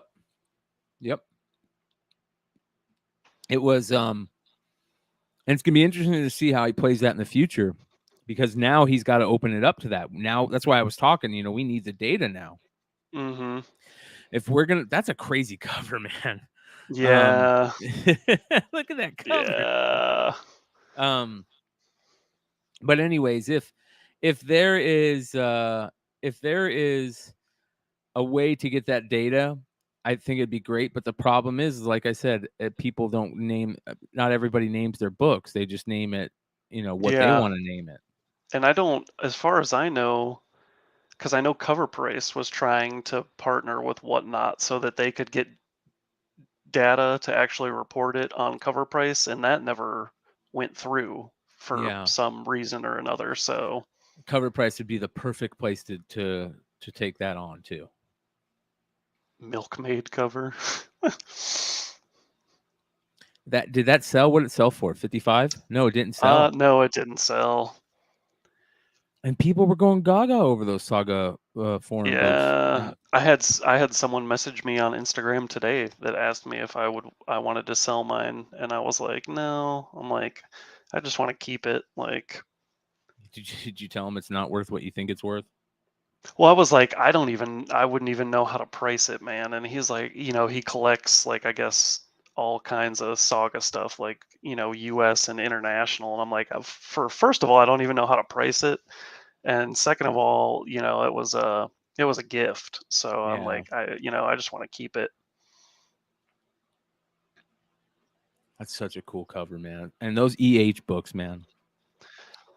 They're tough. Matt always tells us that there was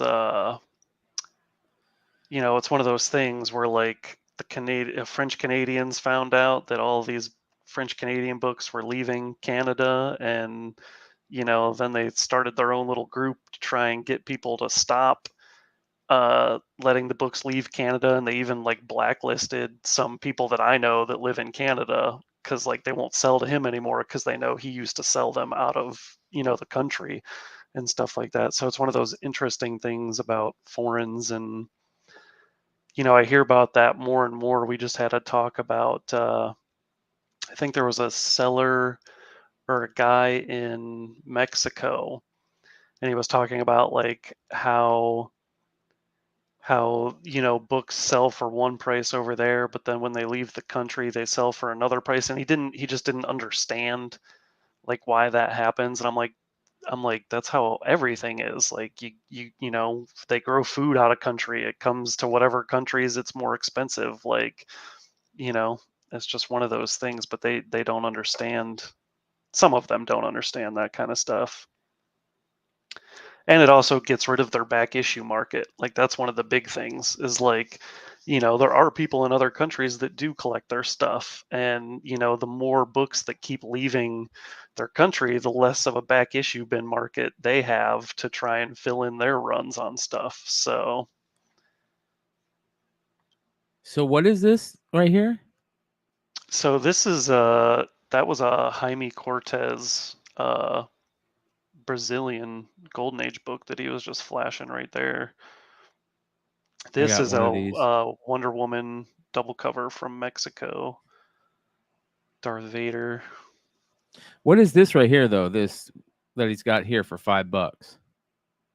Oh, let me see. Japanese Playboy Spider-Man 32 showing the interior. Oh yeah. He has it. He was letting people, like, if you pay $5, he'll flip through each issue of the Playboy and show. Oh, that's awesome. The Playboy off inside. Yeah. That's cool. Good for him, man. Did somebody just buy that from him? Yeah, someone just purchased. I think he's had a couple of those get purchased now. 3. Yeah, he's had 4 of them. I have this beautiful Defenders number 10, Australian edition. I thought I put it as a buy now, but I saw it was an auction. But anybody want to bid on this, let me know. Let me know in the comments. Yeah, that's really nice. Usually those big magazine books are trashed from Australia. I have this beauty here. This is the DVD. This is the DVD comic, Mike Mignola. Oh, JC, so that's what's going on with that guy. He doesn't want to sell those books out of the country, you see? And I feel like that might be something that eventually starts happening is, there'll be the people that want to sell it out of country because they'll see the money in it, but then there's the people that just don't want to do it because then, they won't have it anymore and they might not be able to find it. So it's quite an interesting conundrum that you don't have to deal with US books. Because I've been trying to get an Israeli Hulk #1 again because I had one of those a while ago, and I've been trying to get another one, and I can't get anyone. The one guy I know over there, his buddy, he's like, no, he won't sell it to someone that doesn't live in Israel, and I'm like, ah.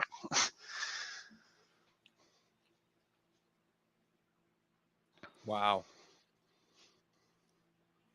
Yeah, that Hellboy was a German DVD comic. I love promo items, man. Yeah, that thing's pretty rare.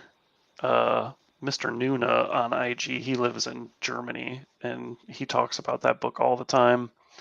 Says how hard it is to find. Yeah, I haven't seen him lately. Whatever happened to him? He was always in the chat. I think he's been traveling a lot for work lately. Like I know he was just in Thailand because he's been posting a bunch of Thai books that he bought and stuff like that. Yeah.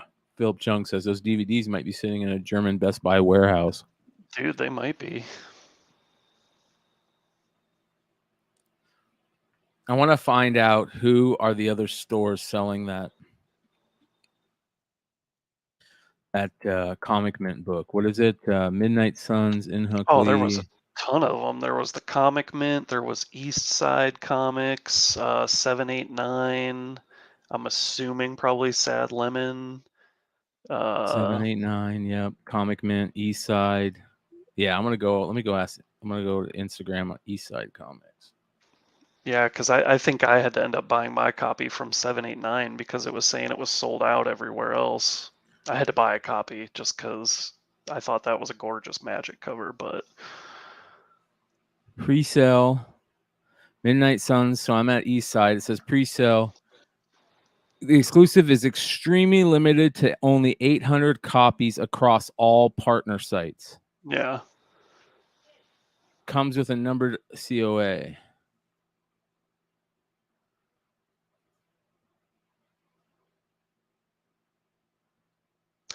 Which is weird because then it makes you wonder, like, what do they do with did they destroy all those books, or are you gonna start seeing them pop up eventually without COAs, or? Well, they're selling them for $40 a book, right? Yeah. So I think that was the price. What is 800 times 40 is what, 3,200. Yeah, that can't cover a whole. Well, I don't know what they pay per issue for exclusive. I don't know pricing on that.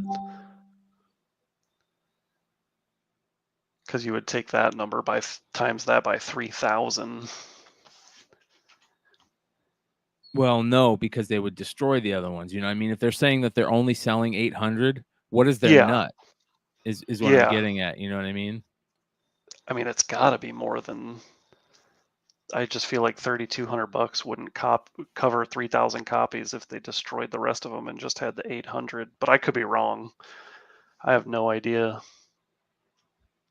It says Philip Chung says Inhuck Lee will be at NYCC and he doesn't even know. I bet he doesn't even know who are selling his covers. You're probably right, man. That's the other thing. Like, I can't blame artists 99% of the time because they're just trying to draw as much as possible and get stuff done. So I don't know, man. I think it's very interesting. By the way, you guys check out Chungy on Instagram. He's got a pressing service that he does. So go check that out. Oh, I wonder if who's that? No, they probably weren't doing it. Who's that one retailer that everyone always complains about because they never tell their print runs? Frankie's, because don't they always had like Inhuck Lee covers, but I don't think they were part of that one. Yeah.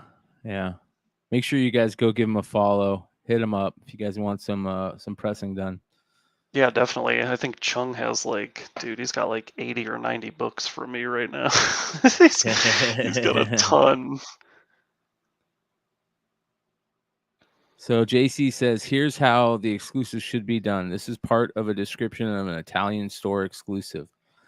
This edition is limited to 3,000 copies to be distributed worldwide. The pre-order discount will be applied to these orders received until 23rd of the expected release. Yeah, you're right. They say it. They're 100% accurate in what they're saying. Yeah, it's very weird, man. And again, even if they didn't say that, it's not hard to say they destroyed the rest and show proof that they destroyed them or something. I don't know. Maybe we'll see them turn up in Walmart packs in a year or so. Warehouse find. Yeah. Yeah, I'm just waiting for that. So we're looking in a little bit more on that Midnight Suns Inhuck Lee comic. Oh, that's limited to 800. Well, now I'm looking at Eastside Comics and they say on there it's limited to 800, only 800 copies across all partner sites. Oh wow, that's a pretty bold statement to make.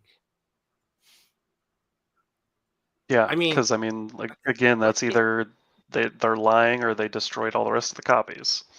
But I mean, there's 6 retailers involved in that cover, at least, right? Something like that. I mean, I've seen it at least on 3 or 4 different. Yeah, it was, I think, Sad Lemon, 789, East Side, and then what was the other one? Comic Mint, and then there might have been even one more. I just couldn't remember. Yeah. So each store had 100 and some copies, and they destroyed 2,200. Hey, that's on my show that I destroy copies with a paper shredder. So yeah. So Chung, I'm copywriting that content. So if anyone else does that, I mean, I stole it from that one guy that used to rip comics in half or whatever on after stream on Facebook. But paper Frankie's did that, I think. I can't remember if they did it on their Whatnot show, because I think Frankie's was having some issues just selling stuff for a while, because they put up a Facebook post asking what they could do to make people want to buy from them more. And I commented on there and I said, how about you state your print runs? I said, you just put up these books and you never say how many copies there are. You just put them up for sale. I said, I'm sure if you said what these were limited to, more people would buy them. And they've started doing that. They've started actually saying what they're limited to, how many they're destroying of each book. They showed a screenshot of a ton of, I think it was a Red Sonja exclusive, and they cut them all in half. Should I bump up my show past the 7 o'clock? I mean 8 or what? Yeah, 8 o'clock Eastern start. Yeah, do whatever you want to do, bro. Okay. So I'll just give it 5 more minutes or 15 more minutes or whatever. Oops. So here's something interesting. Chunk said one retailer told me he paid $11,000 for his most recent store exclusive with 3K trade and 1K version. Okay, and so you're getting 4K books right there for $11,000, right? And that's what had to happen for that Magic book, right? So they got 4K books for that magic book. 3,000 of the regular, 1,000 of the virgin. They take the regulars and they only sell 800 copies. That's $32,000. Oh, well, yeah, because at $40 a piece. Yeah, $40 a piece. Yeah. So I mean, yeah. So I mean, they profit from selling that many. I mean, because there was some show I was on where they were talking about they only have to sell, X amount to like profit a little bit, and they don't give a shit. Well, think if it's did y'all talk about that on Hot 10? If it's only $11,000 to get that print run, right? Yeah. Right. You get 3,000 trade and you get 1,000 virgin. So you cut the trade down to 800 and destroy the rest, and you sell those for $40 a pop. You just pocketed, 3 times of what you put in, $21,000, right? And you have 1,000 virgins to do whatever you want with. Sell them at the cons, only grade them, and I think that's what more and more retailers are going to do now. You just got to have a fire cover, otherwise it's going to bite you. Whew. Oh yeah, big time. And that cover was fire. Mm-hmm. That was a gorgeous magic cover. I'm not gonna lie, I bought more than one just because I was like, I love this cover. Like it was a nice cover. You know what's sad though? I am so jaded on exclusives, man, that I stay out. That's pretty cool. Old school homage. This is actually an artist. So this guy lives in Indonesia. Did you ever see me sell those uncut Indonesian like trading card sheets? Yeah. So the guy that does these, he was the artist for those uncut trading card sheets. And he charges like nothing, dude. And this is some of his work that he's done. That's beautiful. Mm-hmm.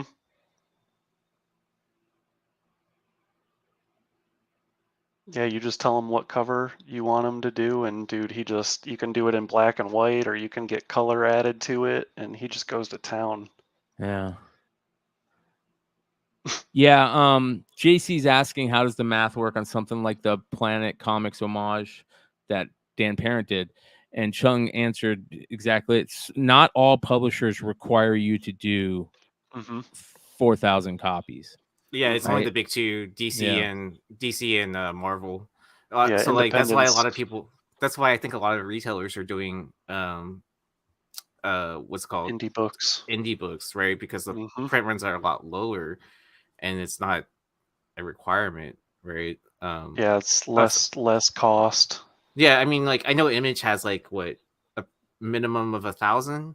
Is that what theirs is? And then any of the others, like depending on the title, like it can be less, like 500 or less or something like that. Yeah.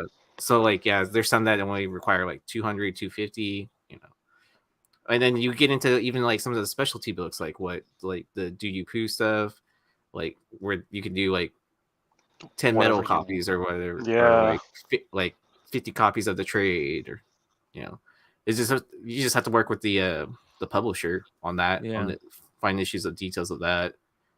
But I mean, you still like run into the same kind of cost stuff too, as well. Like the print plate changes, artist fees, like depending on who your artist is, like they can only, like, I know it's a big deal, like with Star Wars books, like with Marvel, that you can only get certain artists to do a Star Wars cover.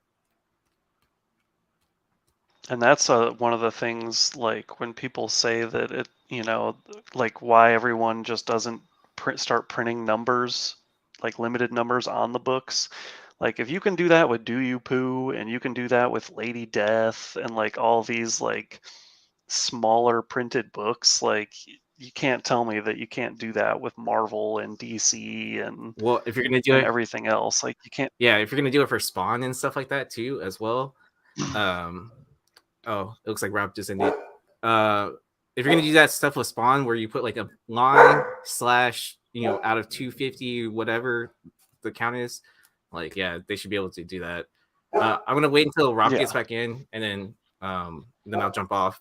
I rescheduled my show, so it's like 15 minutes later. But here are some books I'm showing tonight.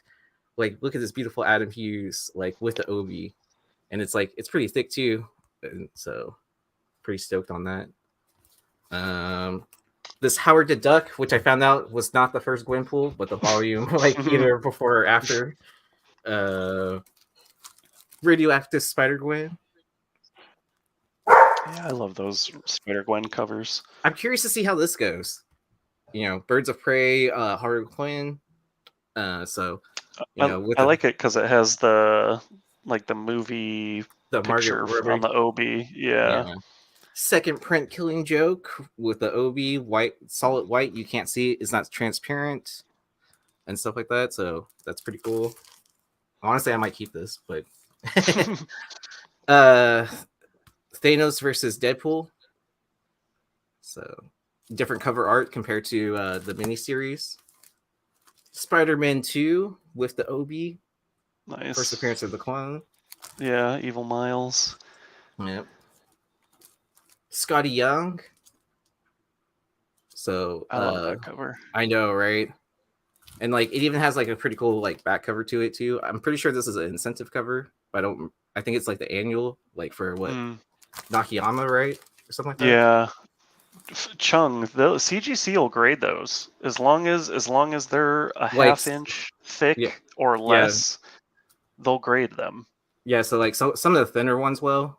Like this is pretty cool too. The Spider-Man. I was like, I want to try to get these Miles books. Young Avengers.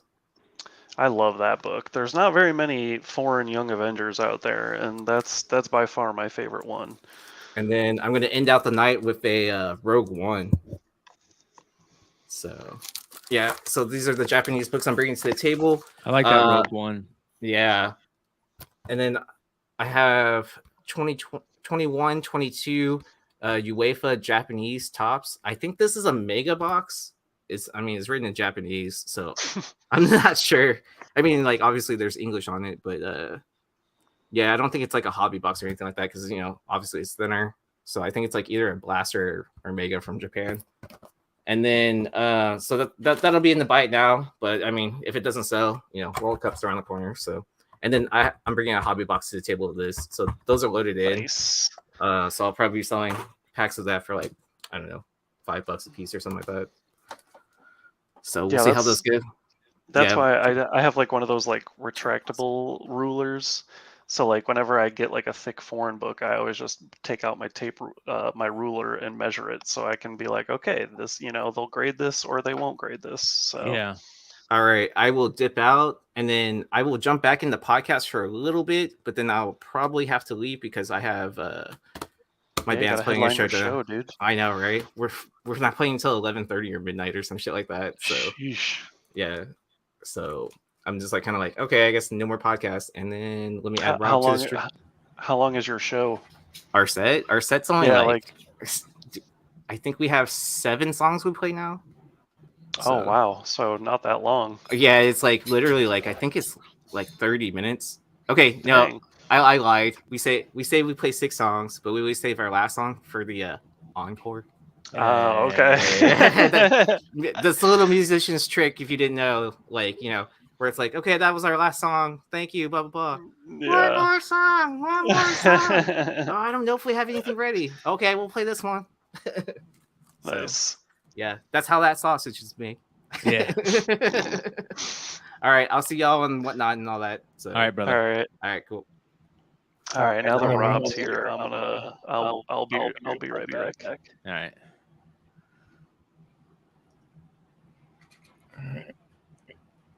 What'd you think, bro? How'd it go? It went okay. Yeah, man. Whatnot is it's an interesting animal right now. Yeah. But I mean, overall, it's one of those things where it's like I've been on for what 2 shows. I missed last time. This one, it's all about consistency for me. Mm-hmm. Yeah, totally. If I'm not consistent, then it's like, oh, Robert having a show. Okay. Yep. Well, at least he didn't kick you off, dude. It's kicked me off like the last 7 times I've been on. So. It's a pain in the neck.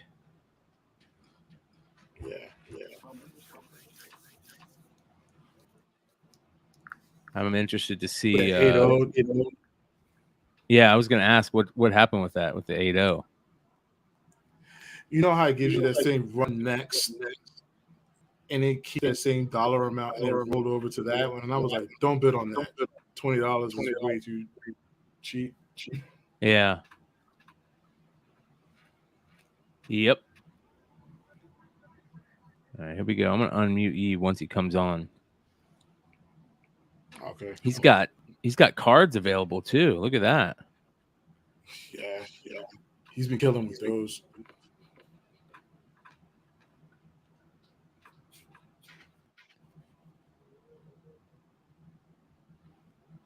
Yeah, he's got a bunch of stuff ready to go. I still got to get all my stuff ready to go for this upcoming week.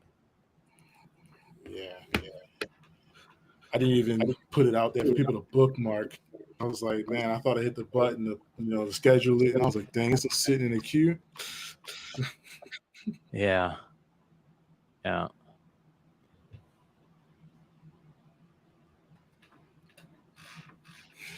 I thought we could get kicked off at the Playboys I showed.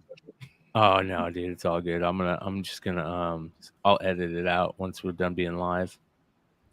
You can go into YouTube and edit that shit out. Oh, that's right. Yeah. Which is nice.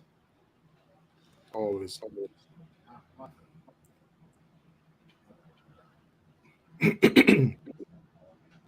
I need to get more books. I have some new foils coming, but I have to get them out the door. Yeah, man. I gotta go. I was telling Josh, I gotta find a decent hookup down here for foreign stuff, just because I need to get into doing more of the foreign stuff than the other shit, because the other shit's just becoming so dramaful. I just want to enjoy doing what I'm doing again, you know? I mean, don't get me wrong. I enjoy it. I enjoy the shit out of this, but talking about the drama all the time gets a little tiring. But you know what? That's one of the things that always drew me to foreigns, because it was like once I got in, it's a different style of collecting. I'm not going with the hype. I'm going for the book of love. And once you get those books, it's hard to let go. Now I'm pretty sure people are saying like, "Hey, throw that book up." I'm like, "Nah, I actually like that. I want to keep it." Yeah. Like that Bianchi Spiderman I put up. I got that one early on from Italy. Yeah, that thing is badass, dude. That's another thing we were talking about, is just how great. Oh, here we go. Here's the. And then I know this isn't a foreign book, but I have our foreign cards. But this is the Marvel anime Upper Deck Marvel anime cards featuring Momoko. So it's still a sealed hobby box. So if you're interested in this, it's also in the buy it now. So let me know if you want me to rip it or ship it. Up to y'all. How's it going? K9 Parker, welcome in. I see Hive jumping in as well. Suplex Chewy, how's it going? We will also be broadcasting this on YouTube as well. So if you're not subscribed to The Amazing with Bryan McClay, make sure you do so. How's it going, Tiny Dan? I'm traveling nomad. What's going on? All right, we're gonna start off slow. Comics and tortillas, welcome in. So we're gonna start off slow, and then we're gonna do with this Howard the Duck book. It does have the Obi. I took it out of the plastic bag just to see if this was the first Spider-Gwen, which it is not. This is not the first Gwenpool. My bad. This is that volume that's either before or after. I think it's before, but I'm gonna reset before. This. Japanese book. I will put it in a plastic bag, probably a.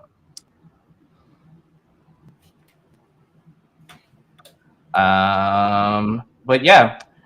So if you're not subscribed already, head over to The Amazing with Bryan McClay, and Rob and Josh are on the panel as well to discuss different foreign books or answer different questions and stuff like that. So make sure you are subbed up to Beyond Wednesdays, where you can catch me on the podcast and everything. So thank you so much.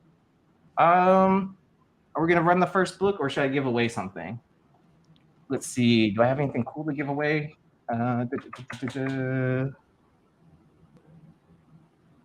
Let's give away Let's give away a Marvel anime card. He's got almost 1,500 followers, man. Yeah. You got your multitasking shows right now. Let's give away a Marvel anime card. I know a lot of people are hyped up on Thunderbolts, so I will put this in a giveaway real quick, and then we will get things started. Marvel single card. We will start this giveaway real quick. Thunderbolts. How much does it charge to ship a single card? That might be a good thing to start doing giveaways for. Anyone can enter. Yeah, virtually cheap, right?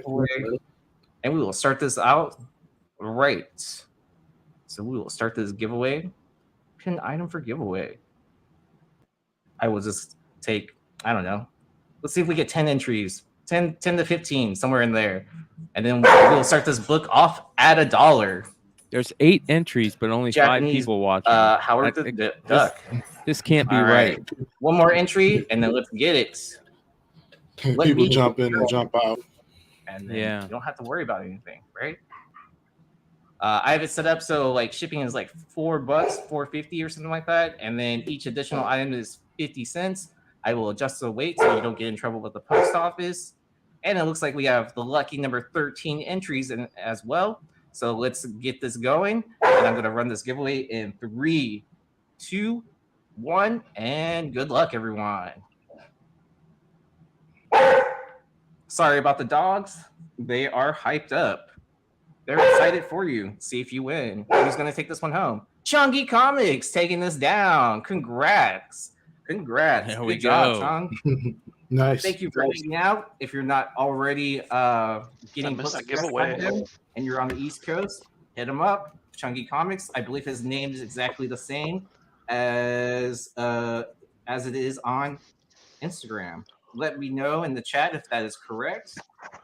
But let's start off this Howard the Duck. It does have the OB, so good luck, everyone. And I'm going to start this book at, like I said, $1, and I'll run it for a minute. I love the Japanese title trade. Like, ooh, super exciting. Chunky taking this one home. Am I echoing? Anytime. A little bit. No, you're good. You're good. It sounds like it's echoing on my end. I can hear myself. What about now? Hello? Nope, I'm good now. All right. There you go. Same. I have no echo now.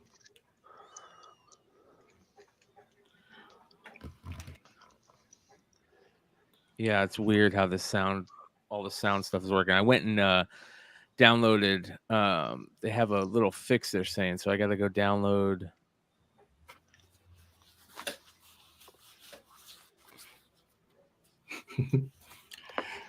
I had so many people asking about that She-Hulk print that I put up. I was like, yeah, I bought that one via Instagram from guy's name is Reik, Reiq. He does a lot of Street Fighter art, some of the exclusives. And when I saw that She-Hulk and it was at the con, I need that ASAP.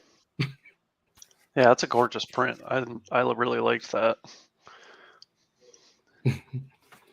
You know, for most things, She-Hulk, I always like to.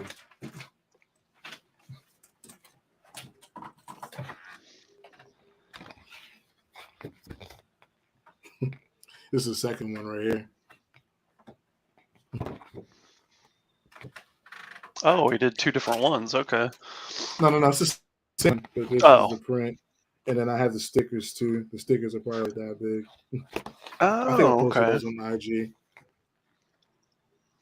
That's sick. Yeah, I had to do it. Hey, Danger Room, what's going on, dude?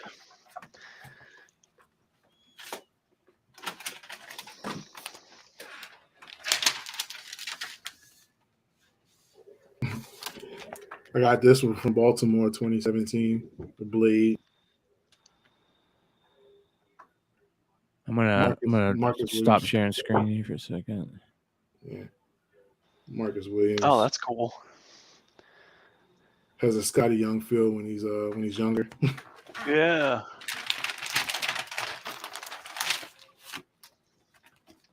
Yeah, mute Aaron.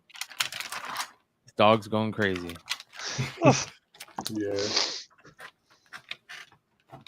He's like, take me outside. Woo. I got this one in like 2007. This cool Dr. Doom print, no color. We staring over Latveria. Oh, that's badass. I almost wish he would have colored it. And I was like, dang, that would have been. Hold on, let me see that. Wow, dude. Yeah. Like the amount of detail on Latveria. Yeah. Yeah, see, I like stuff like that uncolored, man, so you can just see all the line work that went into that. Yep. No color. Do not color that, man. Hell no. Yeah, that's pretty badass. Oh man, I missed a hobby pack. I gotta pull some more Otanis. Ooh, what is that? Hold on. This is the Frank Cho. Oh. So this is that cover. cover. Is that a print? Yeah, it's a print. Okay. Is that a Joker and Harley? Yeah. This was hot when Trey talked about it. I remember this one. You know, he was saying that the line work is black and white. You know. Yeah. And this is another one I love too. Yeah. Oh, that's cool. Frank Cho.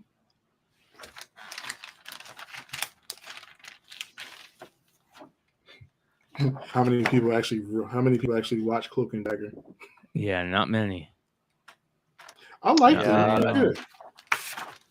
I can't lie, I didn't see it. Yeah, I have a stack of packages of cards from Aaron that I still have yet to open. They're just all in his packages still. He was ripping Garbage Pail Kids on his last show, so I had to buy a couple packs of those. I still have mine over on the shelf, and I was like, man, it's definitely Japanese cards. It's definitely cool to have. Mm-hmm. Yeah, and you pulled a green prism, right? Didn't you pull a green or did you pull a red? I think it was green. Hold on, let me go grab it. It's right here. Yeah, I think you pulled a green one.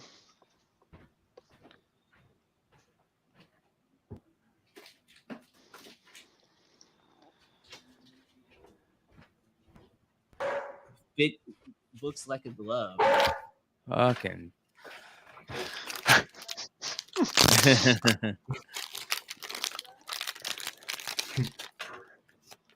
Here you go. Andre Scrub. I think he just pulled that card too. Not a green really? one, just a regular one. At least it's a rookie. Got this guy. Ooh, you got a Cherry Blossom? Mm-hmm. That's awesome, dude. Oh, so you got a Cherry Blossom and a green. Got Andy Young. Dude, that Cherry Blossom was super nice. A bunch of base. All of these are rookies. Got a bunch of rookies. Like I don't know why it's not focusing. Here one work. Got and Yi put some of them in Juan Soto. Oh, nice. That one's cool. And then that was from the last weekend. And then the next one he did.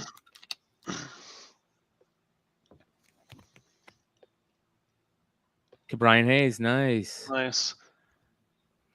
Very nice. Ryan Mountcastle. Nice.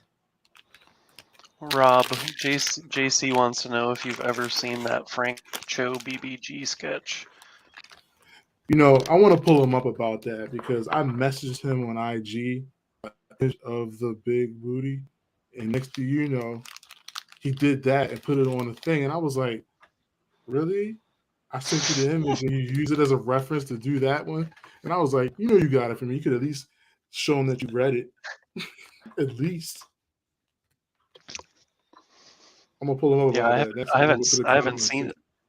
haven't seen that sketch, so now I gotta look it up. Yeah, he sold it on Whatnot too. And I was like, wow, really?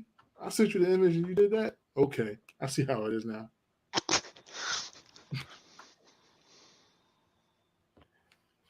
Was it? Did he just do a recreation of the cover, or he did Gwen. He did Gwen in the same position, but Spidey's kind of like this, like with his hands over his head. Like Weak Cakes did that. does he have that on his IG? I haven't looked because I've been too salty about him not at least responding to me.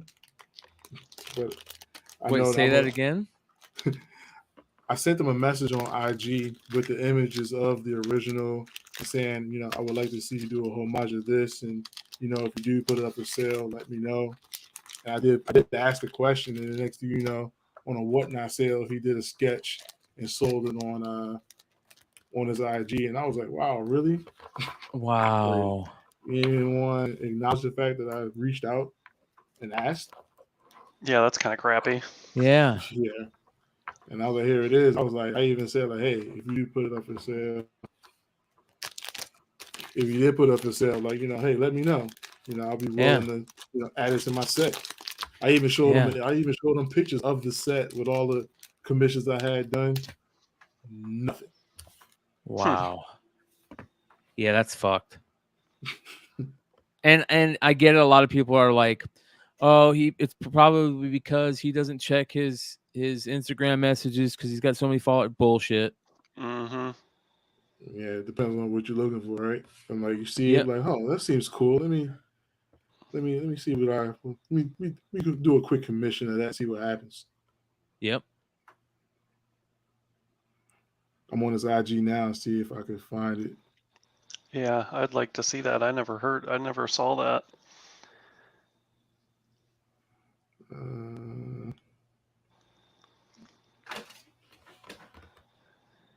Might be in his videos.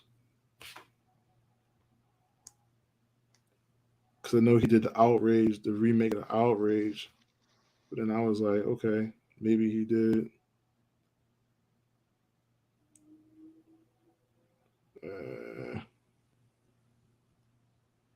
No, I don't see it. Wait, let me go on Facebook. He probably put it on there because I know he has a page on there.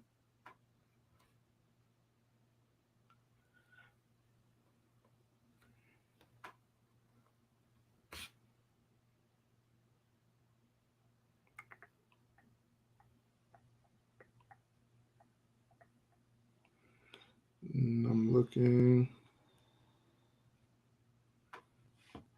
What is it called? Big Wow. I think that's the page he does. There it is, Big Wow. All right.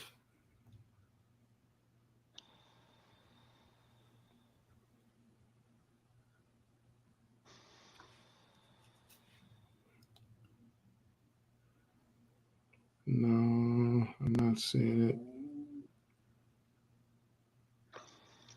Not seeing it. I gotta get Aaron some bags and boards for these Japanese books. Right. Do you get them from Japan? The bags and boards? Yeah. No, I just buy like I think I've put them in like silver / golden age size bags, depending on their size. The smaller ones, they'll fit in smaller ones, but because I like to open them up, and because a lot of these Japanese books, they have a lot of cool like extra things in the back that the US books don't have.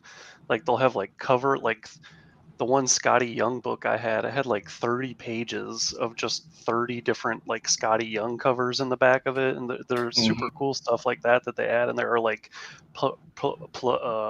preliminary art of the cover and stuff like that from the artist.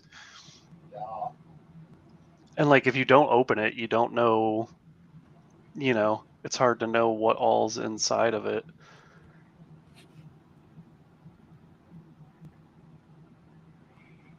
Yeah, like that Harley Quinn. I didn't realize that little postcard with the original Harley Quinn art on it was not in all of them, which I thought was kind of crazy. But I mean, it's the I guess it's going to be equally as hard to find to try to get that little card. Yeah, I haven't seen that card in any of the ones that I've had, so That must just be one of those things like where it kind of like maybe falls out of the book, and then they just they're just like whatever, like.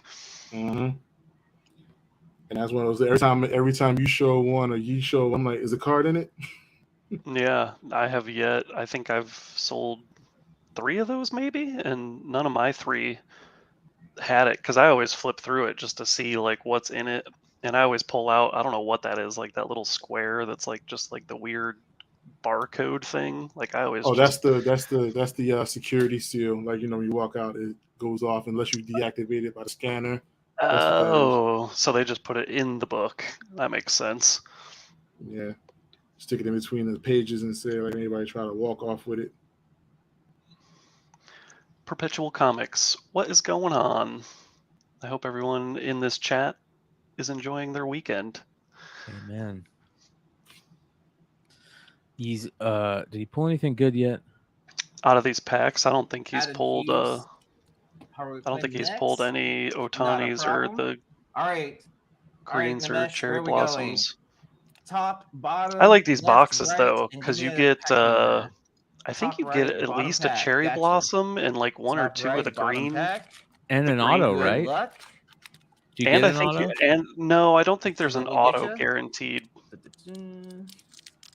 But there's at least a cherry. So for those that don't know, this particular brand of cards, Topps Japan, what they did for the 2021 set was they combined Series 1 and Series 2 together into one set, gave them their own inserts and parallels, and then picked out some of the best players to put in there. So we're going to start off with a Matt Chapman. Then we have a Nick Hybrid, Austin Hayes, UC Kikuchi. Then we have Mitch White, rookie. Man, Topps did such a good job with the photos. Luis Patino, Christian Javier, rookie. Looks Garrett like Cole. some kind of special man, this card's kind of sticky. All right, and then UC Kikuchi, Japanese comes in the major league. I love these parallels. I haven't. I don't think I've ever seen one of those. Japanese star outline. I got one of his rookie autographs. Constellation form. Woo. What a nice card. Isn't worth shit though. And Seattle gets a lot of their prospects from Japan and everything. I think they have first rights to players from the NPB, something like that. Let me know in the chat. All right, I got a request to run the Adam Hughes Harley Quinn book coming up next. Yeah, see, I don't know. Did he open that? I don't know if he opened that to see if the. Oh no, it is open. So Harley Quinn, this has a new 52 run into it. It does come with the Obi, as you can see, part of the feeder on it as well. This is Harley Quinn in the new 52. As you can see, everything's written in Japanese. But my favorite one of those is the Obi right here at the bottom, but it the German, with the no shorts or panties or whatever those are. The book itself is in pretty pristine condition. So let's start this one up. Adam Hughes. Believe it or not, Josh, that was the first foreign I bought on eBay with a German loot crate because I couldn't afford the US. Art stuff. It's so much. Oh man, I love it. I'm surprised that didn't get approved over here in the US. I mean, it's not like you can see her butt or anything. It's just like a side cheek. Let's see where this Adam Hughes Harley Quinn new 52 run goes. Like compared to some of the covers that get printed over here, like I feel like that was. You got to remember DC Ding Frank Cho for that.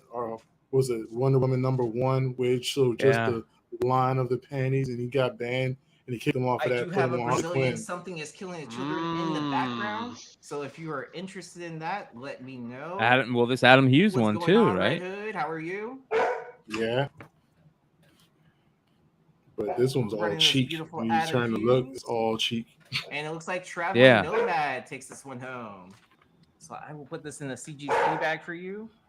$31. What a great steal. Yeah.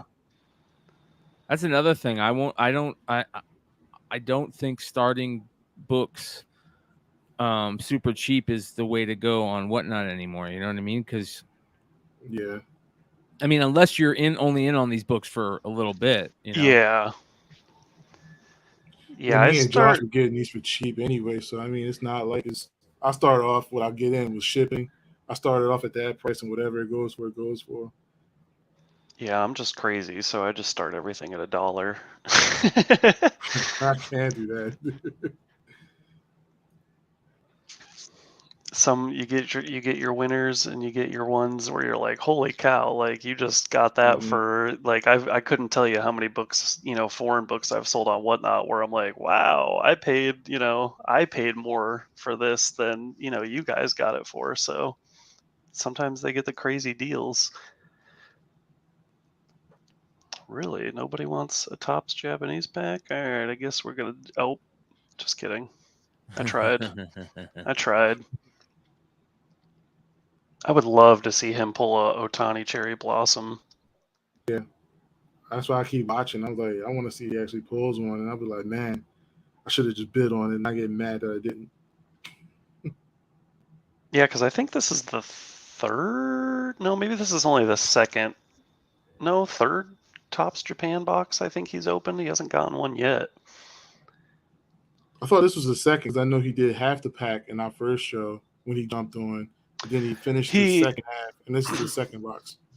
Yeah, I think he did one more just on like one of like his card break shows. I think this might only be his second one, but he might have done one. Okay.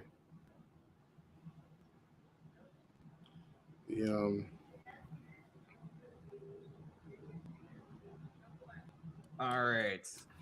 We're gonna start off with Max Kepler. I think I've gotten 3 Otanis from him now. Rookie. Haven't gotten the Cherry Blossom this year, but we did Julio Mets.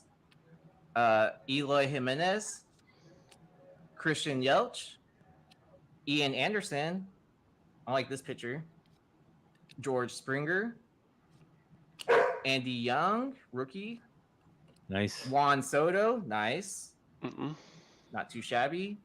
And a Adinas Medina rookie. Hi Nathan was getting all the crazy pulls on his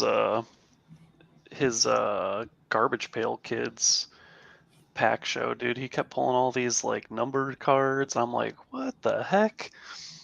Yeah, I love it, dude. That's why card companies, it's such a problem right now because they're shorting that. Oh yeah, I heard I've heard all about that top. Yeah. That was a crazy conversation on Beyond Wednesdays. I was like, man, that's crazy. How are you going to not give you the cards and silver packs after? I just saw those silvers. And the super crazy thing is how are you going to do that but not say anything until people start complaining, and then you're like, oh yeah, everybody, by the way, this is what happened. Like, that should have been like, I mean, I get it, they're trying to sell something, but that's something that you should have said before you even released the product. Like, yeah. And none of the big hits was in there. Like you were saying, you have as much money you put in, you like, I can at least make my money back. But now you like, I have a box of crap to do with this. Yeah, exactly. I mean, let me see what they're selling for on eBay. Danger Room, I still watch She-Hulk. I've actually really enjoyed that show. I try to look at it as a like a bigger world show. It's kind of like how when Iron Man first came out, like it wasn't all just I'm a superhero, here's the bad guys, big fights. Like he was involved with like people, like actual just normal ordinary people. So I kind of look at it as they kind of took that direction with it. So it's nice to see that other side of where it's just not her fighting villains all the time in big fights. Like it's actually like, she has a job and she talks with normal people every day. So I've been enjoying it. So jumbo cases are selling for less than $3,000 right now. The one sold September 24th for $2,900. And what were they going for when they first came out? I bought mine for $3,600. They were selling 2 months ago. They were selling for like almost $10,000. Wow. And then it just tanked. And that's also really crappy that those packs that they give you don't automatically include those cards. Yeah. That it's still like a maybe you'll get it, maybe you won't. Like, it's freaking annoying. Are we gonna hit a cherry blossom? Let's start up a pack. Have any of you guys bought a sealed $1. Pokemon or Magic Booster seconds. box? No. I bought a sealed Pokemon box, but I haven't got it yet because I started buying foreign ones just because I think those are cool. Like I got a Thai Pokemon box and I ordered one from South Korea, but I haven't gotten them yet.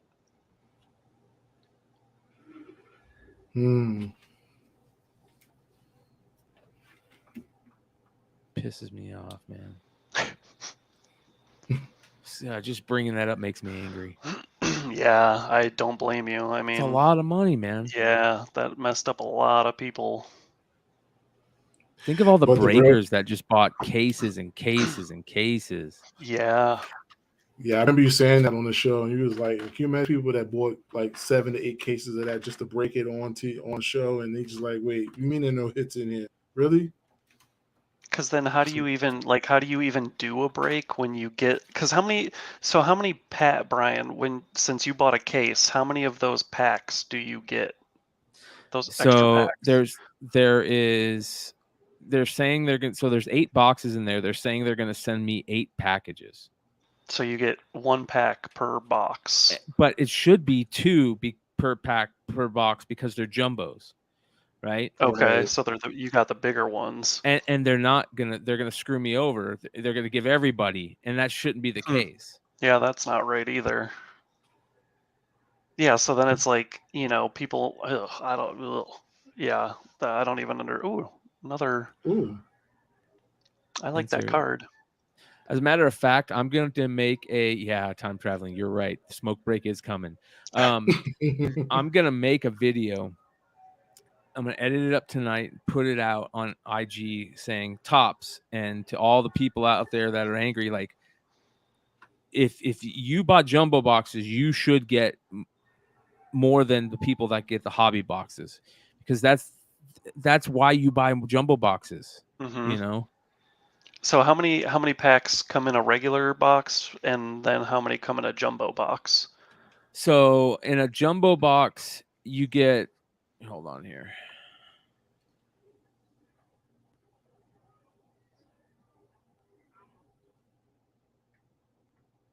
Do you know if in a hobby box, you get, where is it?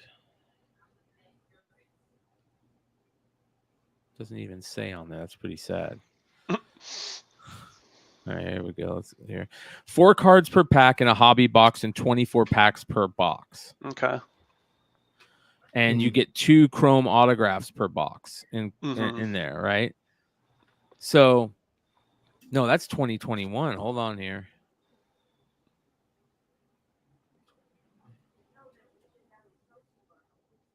Yo, I don't blame you for grabbing one of those Marvel metal boxes. I've got I bought 6 of the blaster ones, but I haven't opened them yet. So you get 4 cards per pack, 24 packs per box, 2 autographs per box on average for hobby boxes. Okay. And in a case, let me see here. Let me go.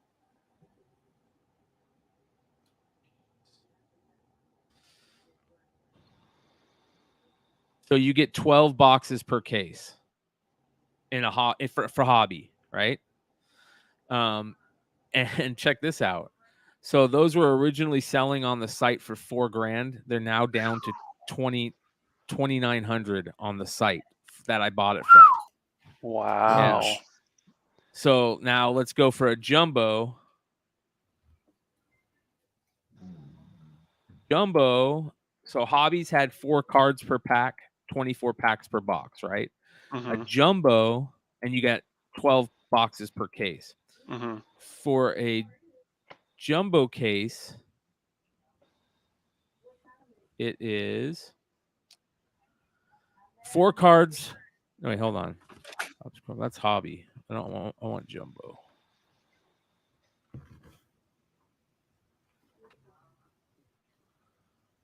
All right, for a jumbo case, it is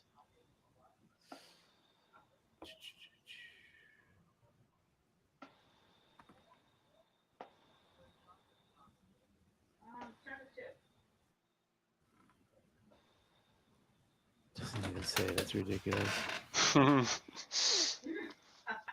It just tells you how many autographs. It doesn't tell you how many packs per box.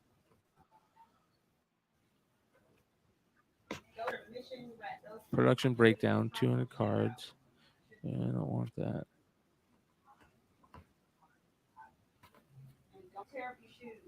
Yeah, it doesn't say. Oh, here we go. So you get 12 packs per jumbo and 12 cards per pack. So you get 3 times the amount of cards per pack in jumbos. So you get less packs, just more cards in a pack. Yeah, so you're getting 12 times 12. So 144 cards in a box on average. 144 in a jumbo. And in hobby, what'd you say how many packs were in a hobby?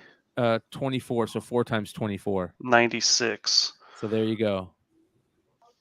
And with hobby boxes, you get on average 2 autographs per box. With jumbos, you get 5 autographs per box. Oh, wow. Yeah. And I'm assuming, obviously, the jumbos cost more. Yeah. So the jumbos, yeah, the jumbo was Steel City. Let's see here. And you said this is the last set that they're doing because they got bought? Yeah, I think Fanatics takes over next year, I believe. Well, hopefully they're taking notes. Yeah. On what not to do. Yeah. Because I'm sure that just soured. I mean, I couldn't even imagine.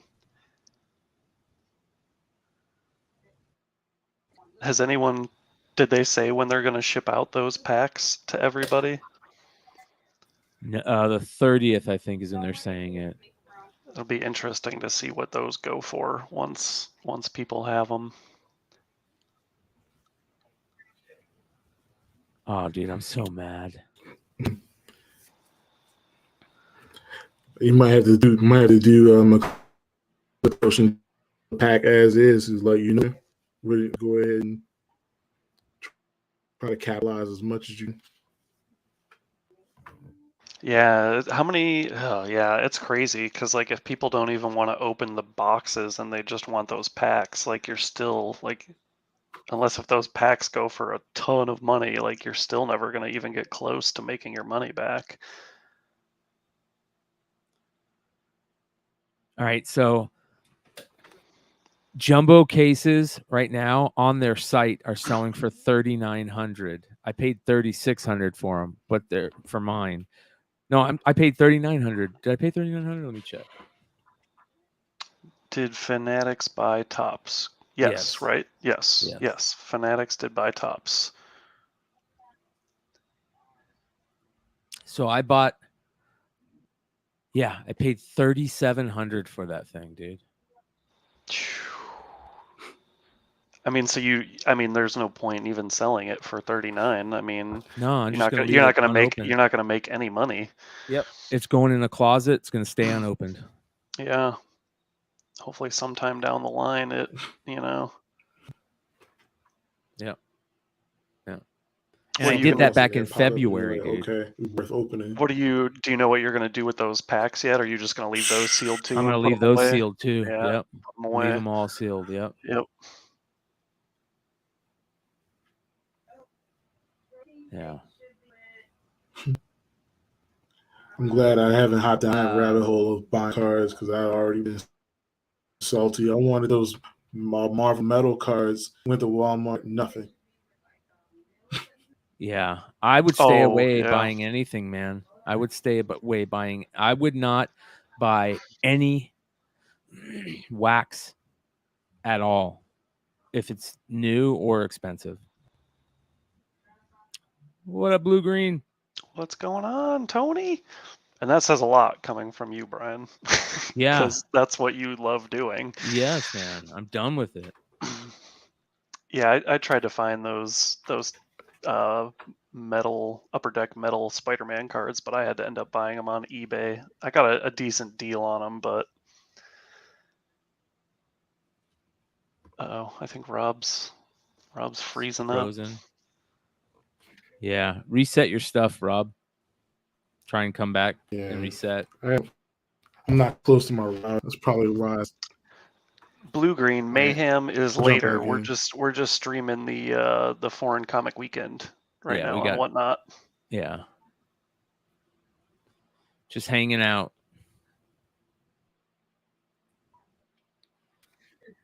Dang, $7. That is a crime. Someone just broke in there and robbed JJ's Comics. Robbed Aaron. JJ.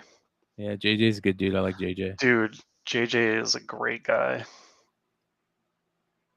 It's so funny. I always used to get confused because JC's name on Whatnot is JC Comics, and then there's JJ, so I would always get them confused when they would come into my shows. Yeah. Yeah, Chung, I heard you got a deal on those freaking Marvel Metal Universe boxes, like crazy deal.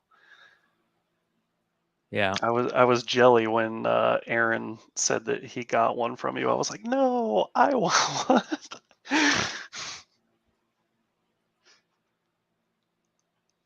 They're coming out with a Into the Spider-Verse card set, and I'm debating on whether I want to buy a box of that or not. What I really want to buy is that Disney Lorcana when that comes out, because I'm actually interested in maybe playing that as well. So. Oh yeah, dude. I wish I would have gotten one of the promo cards. How much are those promo cards selling for? They were selling for a nice chunk of change. I think they've come down a little bit now that like more have hit eBay. The Mickey, because those were going for like a set, they were selling for like $3,000 for, I think it was like 12 of the cards. But I am very interested in buying a case. I have a buddy that owns a card shop in Wisconsin, and I was like, please, whatever you got to do, get me a case of these Disney cards. Yeah. Got a lot of big stories to talk about tonight too, man. On the show. What are we going to talk about tonight? We've got there's a lot of news. There's news that DC is thinking about licensing its properties off to other conglomerates, other publishers. So like, anybody that wants to license it from DC can license it from DC. Are they struggling that much? Like, I mean, I know the merger thing took a ton of money, but like, geez, man. Yeah, man. There's some Marvel MCU news, which is interesting. There's a lot coming through pretty good right now. Yeah. Much so here's a crazy story that I don't know if anyone knows about besides like me and Matt and Rob and a couple other guys. So in California, I think it was in California, they just recently closed one of their DC offices down, and Matt, a guy that is doing the construction, like tearing this place apart, reached out to Matt because they found they have like a storage unit that's like 24 feet deep by like 10 foot high, full of stuff that they just left in this, like toys, action figures, comics, like massive amounts of like DC like things that, probably like tester stuff.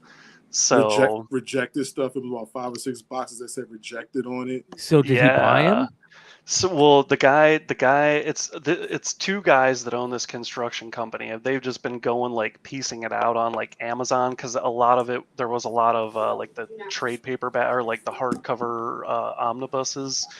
But Matt got in touch with him because he was like, is there any foreign stuff in these boxes, or in this storage unit? So they haven't reached out to us yet to start going through the stuff, but once they do, they're going to reach out to us, because I think at least me and maybe like our buddy Bryan, I think we're going to try and like go to California and actually like dig through this stuff and see what all is in there. But DC just left it all there, and they were like, we don't care what you do with it. Like, if you guys just want to throw it away, throw it away. Oh my like, god, dude. And you're talking like literally like they said it's like 20 or 24 foot deep by like 10 foot tall storage unit that they filled up with just merchandise from DC that they told them they could just throw it away.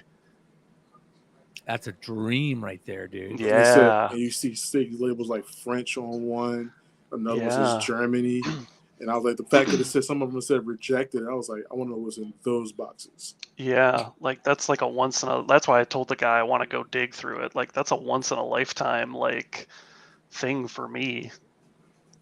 But how you gonna get it back though, man? That's a lot of boxes, bro.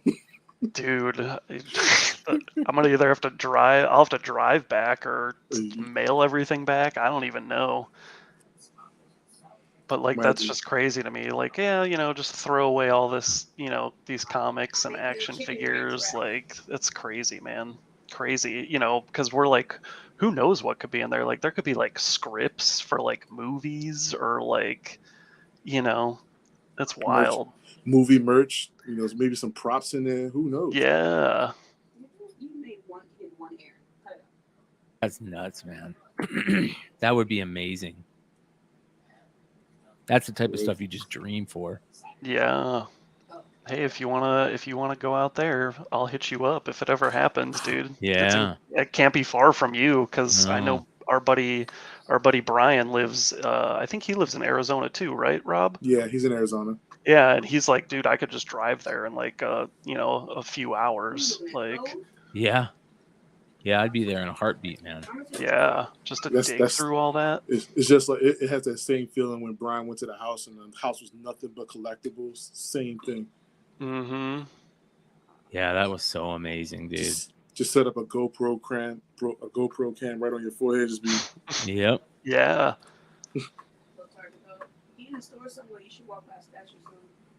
Yeah. Yeah, that would be so awesome. I love shit like that. And that's going to be happening all the time. We forget how often that happens. You just got to be paying attention. Yep.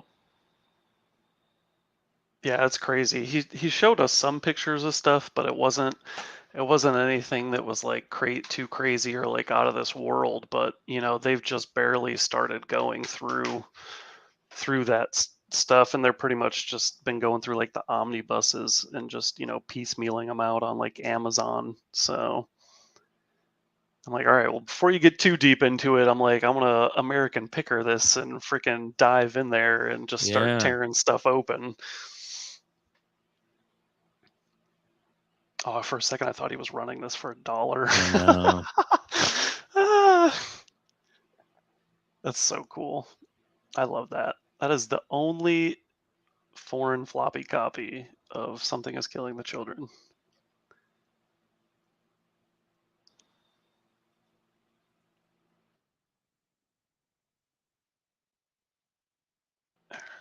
Let's see. He's gonna be opening a pack here soon.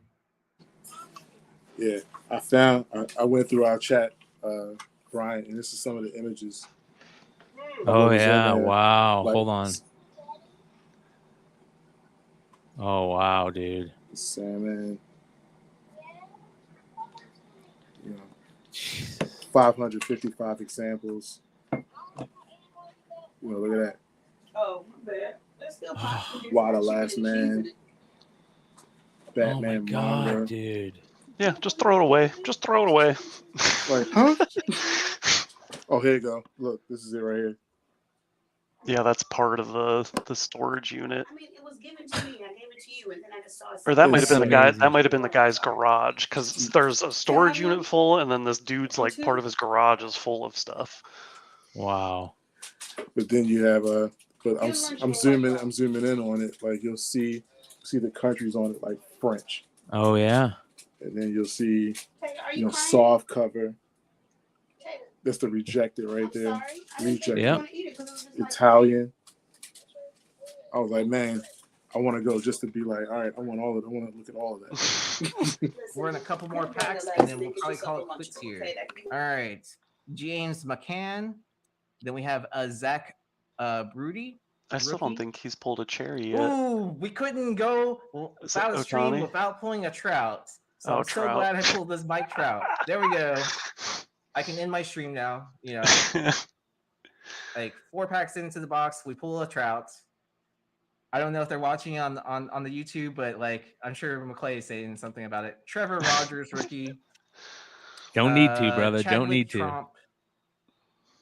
Then we have a Ronald Acuna Jr., Santiago Espinal, rookie, Cole Calhoun, What's the little cherry Dylan blossom Carlson, Ohtani going for? and we're gonna end out with Austin Meadows. I All right, think 50 Aaron's. bucks? top load that Trout. Is it 'cause that- any Trout? is it that a cheap? great And it Trout. feels like it should be. Who So knows? Congrats to the mesh on pulling that Trout.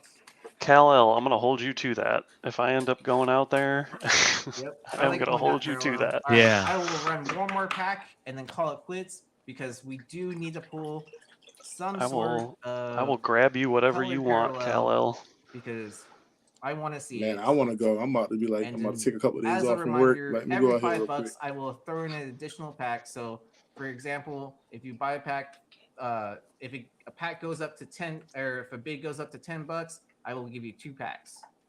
All right, and I will lower the time as well.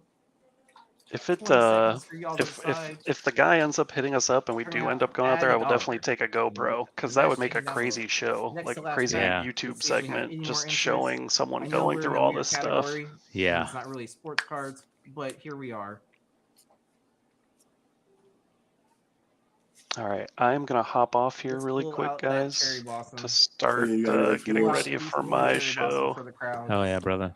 Yeah. We'll jump So over to your stuff once yours All starts. right, hi Dathan, going peace for out, 2 guys. packs. All I'm gonna right. try and 15, run you'll through get my 3 show really packs. quick so I can hop on Modern Comic Mayhem. 20 comes in Yep. at I'm gonna start 13. getting ready for the show here in a little 2 bit, more but we're dollars gonna gets you leave 2 your stuff packs, running or 3 packs. and good luck, 20 brother. We'll get you 4 Thank packs. you, I appreciate it. I'll see you guys later. Later, Josh. All right, 25 will get you 5 packs.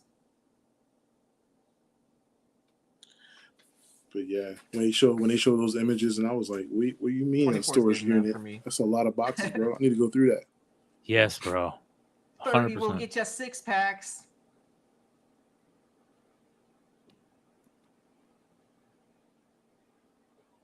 So it's 3 packs.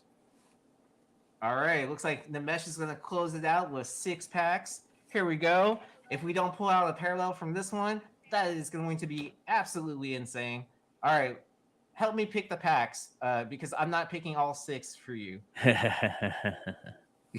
Oh, okay. I'll pick at least 1 or 2 for me. Pick at least 1 or 2 for me, and then I'll pick the rest. Top, left, bottom. All right. Yeah, you And don't then ever want to be I the guy will that picks the try to terrible pick you packs. out You the want to best blame it packs on their own possible. Let's see. people. Let's Like- go. Like Let's you go chose the 2 pack, here. can't be on me. Let's go top here.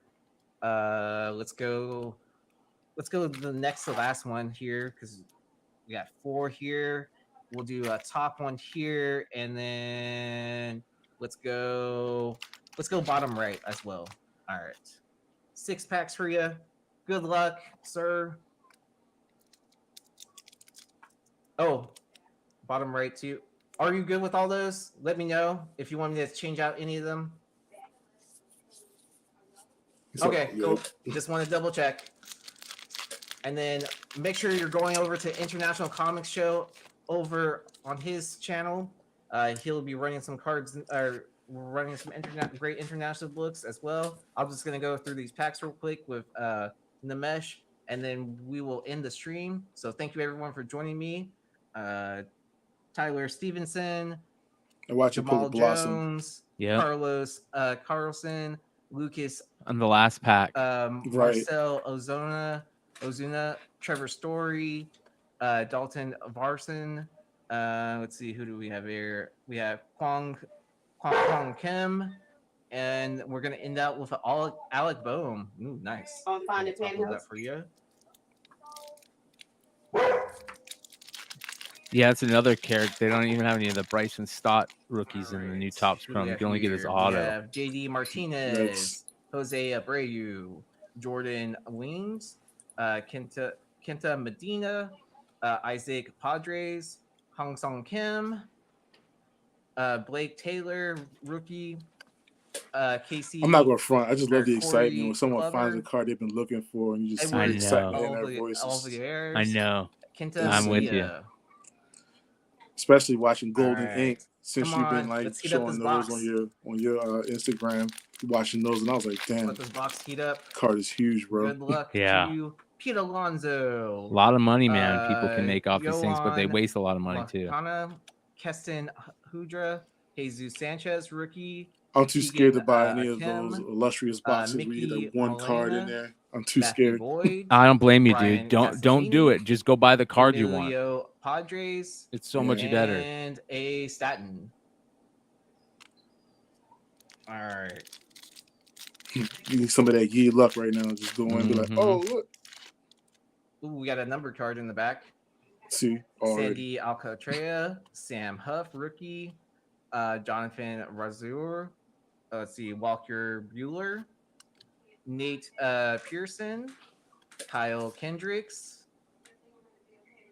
Paul Goldsmith. Spencer Howard, rookie.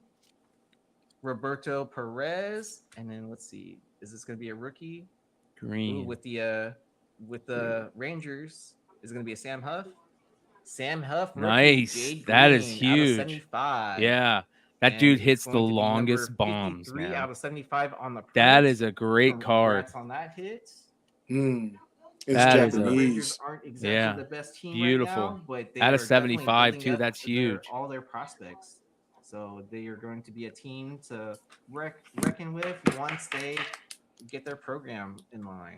All right, last two packs, and then we'll pass it off to Josh. International Comics, make sure you're on his. And then I will jump up back onto the YouTube for just a minute before I head out for the night. Nick, Buster Posey, K. Brian Hayes, rookie, nice rookie. Andres Jimenez, G-Man Choi, Christian Pache. Ooh, did you get another Jake Green? Am I seeing green? He did, yeah. There's another Alright. green. Tommy. Wow. Anthony Rizzo. See the green in the back. Luis Garcia, rookie. And then a Jose Ramirez, another Jade Green. That's a nice card. It's not a Beautiful. rookie, but it's still Let nice me to get a a number top to letter for 75 this. card. This is also out of 75 Beautiful, beautiful. with the Guardians. Let's see. 47 out of 75 on the print. Congrats, Jade Green. Got one more pack to honestly, go. like, if you don't hit a Cherry Blossom, a Jade Green is a nice second prize to it. What are the cherry blossoms numbered to? Got the minus touch. All right. You pull mine out. I got one. And then I think this is the pack you picked. Let's see. Yeah, I try to always try to pull like something crazy. I'm glad we pulled a Trout already. Tanner Hook, rookie. Justin Turner. Ooh, there's a cherry blossom in the back. Yeah, we saw it. Antone, rookie. This was out of 99. Anderton Simmons. Shane McCanahan, rookie. Freddie Freeman, nice. Nate Pearson, rookie. Here we go. again. Kyle Hendricks. Ooh, I think I see the cherry blossom. Ooh, I see the cherry blossom. Who's it gonna be though? Last pack. All right. Knew it, man. We got a Paul Goldschmidt. All right. We're hoping for that Angels. We're hoping to see that Angels. I can't tell what team that is. Boston. Looks like it's Louis. Boston. Boston. Rafael right. Devers. Is it gonna be a rookie? Rage Theo jumping in. What's up? Rafael Devers. And it's a JD Martinez Cherry Blossom baseball. Woo! Out of 99. Thank you so much. Number 70 out of 99. That's I just awesome. ran through a bunch of Japanese. The last card. Japanese foreign We books. called it. We are streaming also on Beyond Wednesdays. So we just pulled in Patel a JD Martinez Cherry Blossom. man, what a heater of a pack. He picked this pack for sure, but then I picked out the rest for him. Ended up hitting the Cherry Blossom and 2 Jade Greens, and even pulled out that Trout as well. So I will save and top load all those different inserts as well, and sleeve up all your rookies. Everything will be shipped safely to you. I will make a separate shipping label for your cards, and your comics will be shipped in a Gemini. Thank you so much. Head over to International Comics. He's going to be selling a lot of great books. Thank you so much. Y'all have a good one, and I'll catch you on a podcast. And I'll be selling comics tomorrow, so make sure to bookmark that show. Nice. Not bad. Not bad. Yeah. It always the last pack where you like get that one card, like, okay, all right.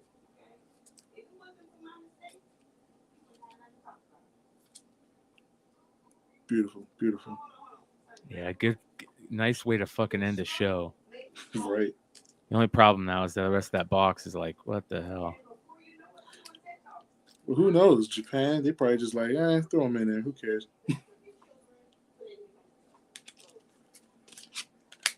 Who knows? Yeah, Yee's gonna be jumping on here in a second, you guys, and then we'll jump over to Josh's. Let me see if Josh is up yet. Yeah, he's up. All right, here we go. Sure. He did the giveaway first.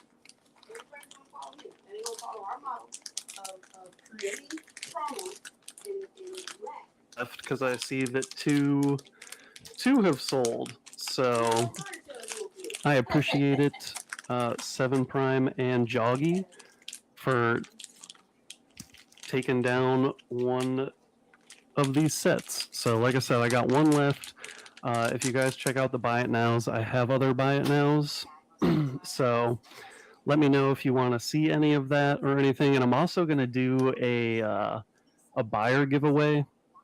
So we are going to give away this Tales from the Crypt #1. Wow. This is from the UK. So this book is super, super tough to find in any kind of grade. So this is a 1.8. It has off-white pages. It was graded by CBCS.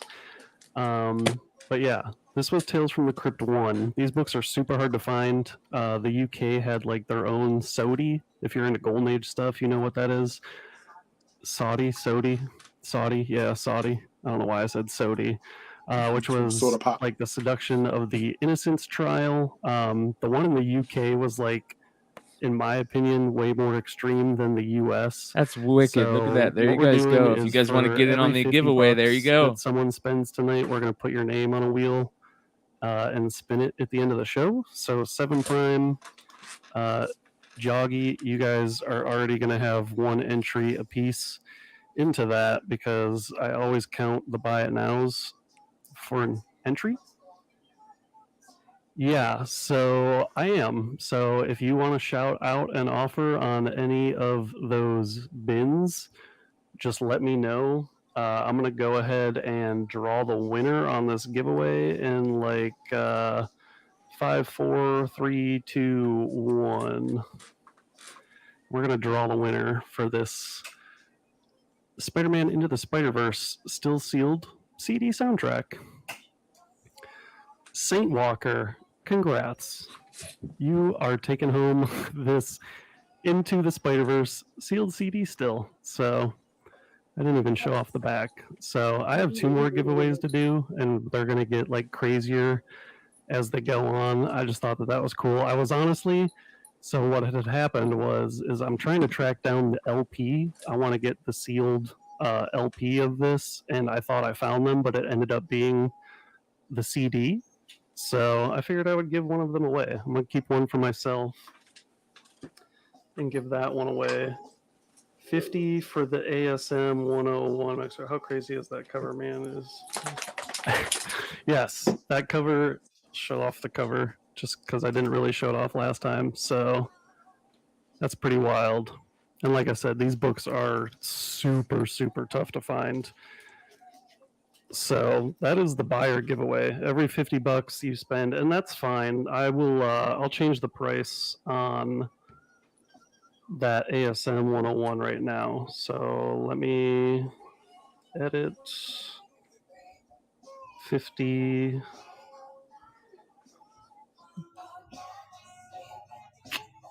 If my tablet wants to cooperate, I think it changed. No, it did not change. Hold on. Edit product. 50. Save. Okay. So that is now at 50. So if you want to go ahead. Already purchased. All right. Brooklyn, I appreciate it very, very much. Let me move my camera a little bit. Let me grab that for you. Wow, that Batman's So nice. there you go. And this is really nice. And that's a tough one I think too. I have this Brian. graded at like a Batman Navarro 9.6. 227. I had this graded at a 9.6. This was a really, really sharp copy, and it's hard to get these Lamole exclusives in nice shape because they literally just like stack them on a table, no bags, boards. So this was a really solid copy, and that will get you an entry into the drawing at the end of the night as What well. up, brother? Hey, So, that was a lot. Hey, how'd it go? That was pretty cool watching you pull those 3 final packs. I know, right? I wasn't expecting 2 Jade Greens and a Cherry Blossom for the mesh. Like, woo. Card breaking thing can get addictive. I agree. Yes. Yeah. Big time.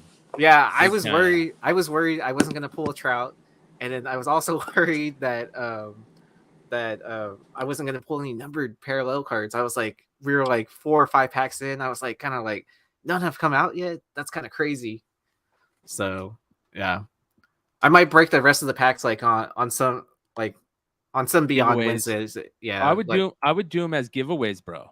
Oh, that's a good idea as well too. Yeah. Yeah, Do them yeah. as giveaways. Yeah, just so like I don't get into the whole like you tampering with packs and stuff like that. Yeah, yeah. Because you know there's a chance that you're not going to pull anything out of those, so just do them as giveaways. Yeah, yeah, that's a good idea. But I mean, honestly, there more than likely will be more numbered parallel cards because, like, the last box I had I don't even know how many. 1, 2, 3, 4. So there should be at least one more, and then a couple more of the in Japan cards. Japan comes to America or to the Major League Baseball. Like, you know, I pulled out Ohtani last time, like on stream. So, Yeah. Yeah. That's pretty cool, man. Yeah. Ooh, Batman 227. And it's just an iconic Neil Adams cover.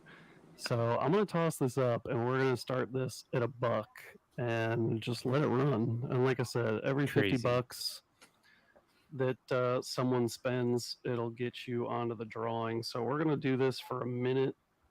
We'll do it for 45 seconds. 45 seconds for $1. And someone's probably going to get a steal on this because I definitely paid for this book. So that book is super scarce. Yeah, Mexican Navarro, Brian Mexican McClay Navarro is in this. DC stuff. It's definitely. What is he doing putting that book up for $1? I mean, that quit grade fucking is pretty around. decent too. Yeah. Yeah, I probably shouldn't have started all my books at You $1, guys but I are was like, kind of stealing like, this let's see thing where I go. at And then, like, when almost what went it's for at. $1, I was like, oh no, I would have kept it. This is. I've seen maybe like 1 or 2 of these pop up a year for sale. I know there was I think a 6.0, a 5 or 6.0 on eBay that sold a while ago for I want to say like $650. So, Mr. Roboto, Brian jumping back in there. You guys are still stealing it. I'll tell you, you're under what I paid for it. So, if you get it for this, Brian, congrats.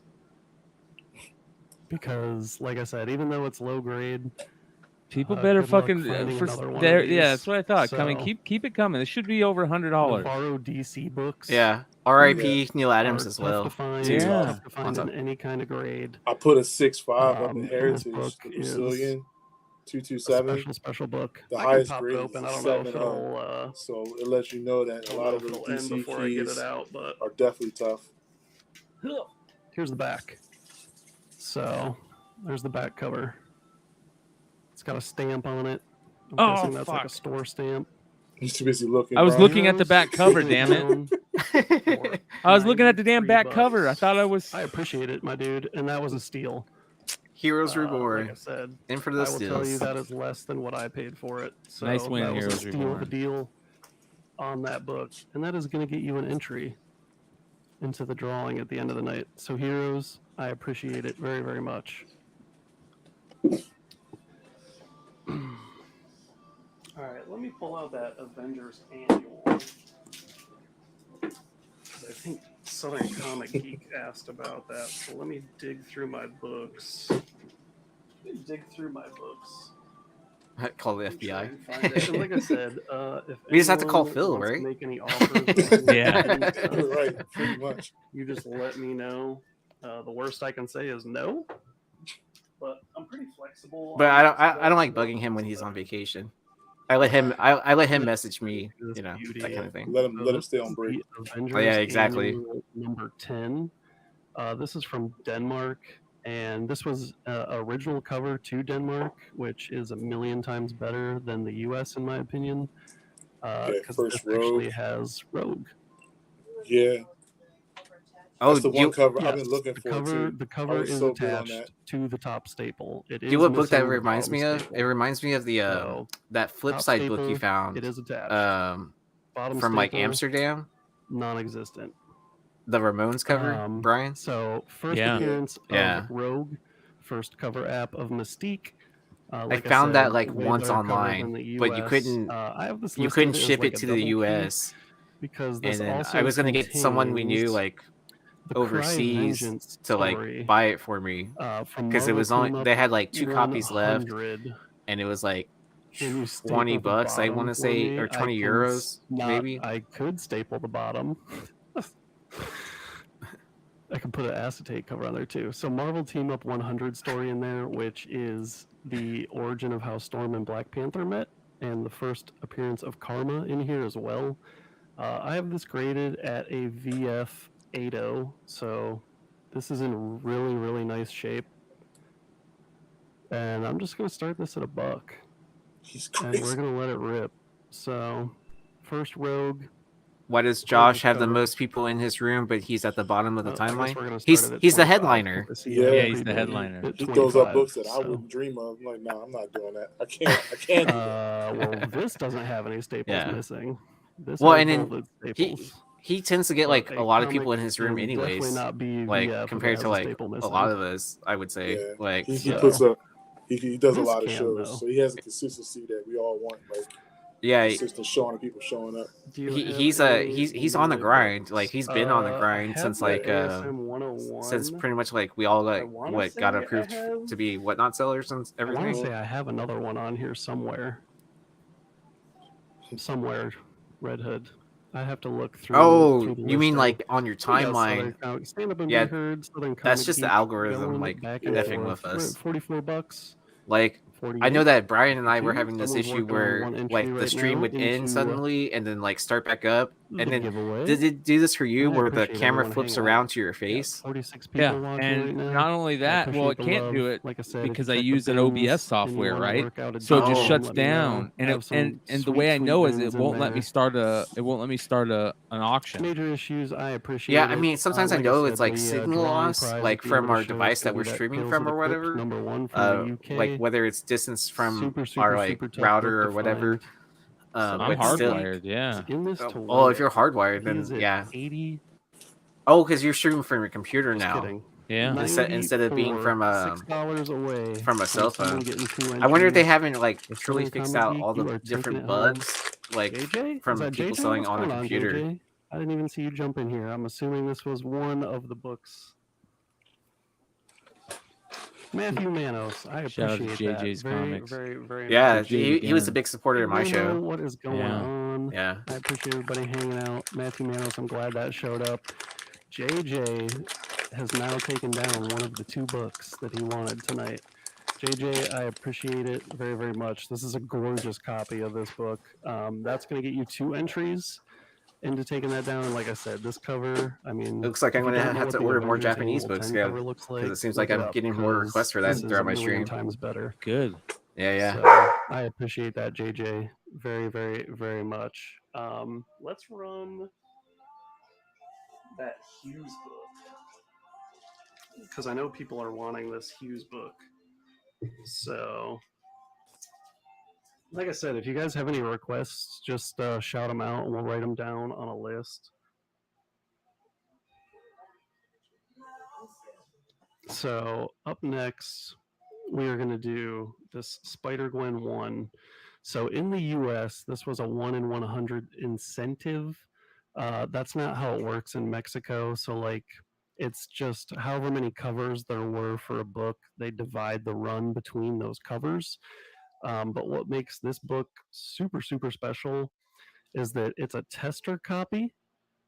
So if you see up here how it has this rounded corner like this, that's not like some normal person didn't just do this. This isn't a damaged book. This is actually what they did from the printer.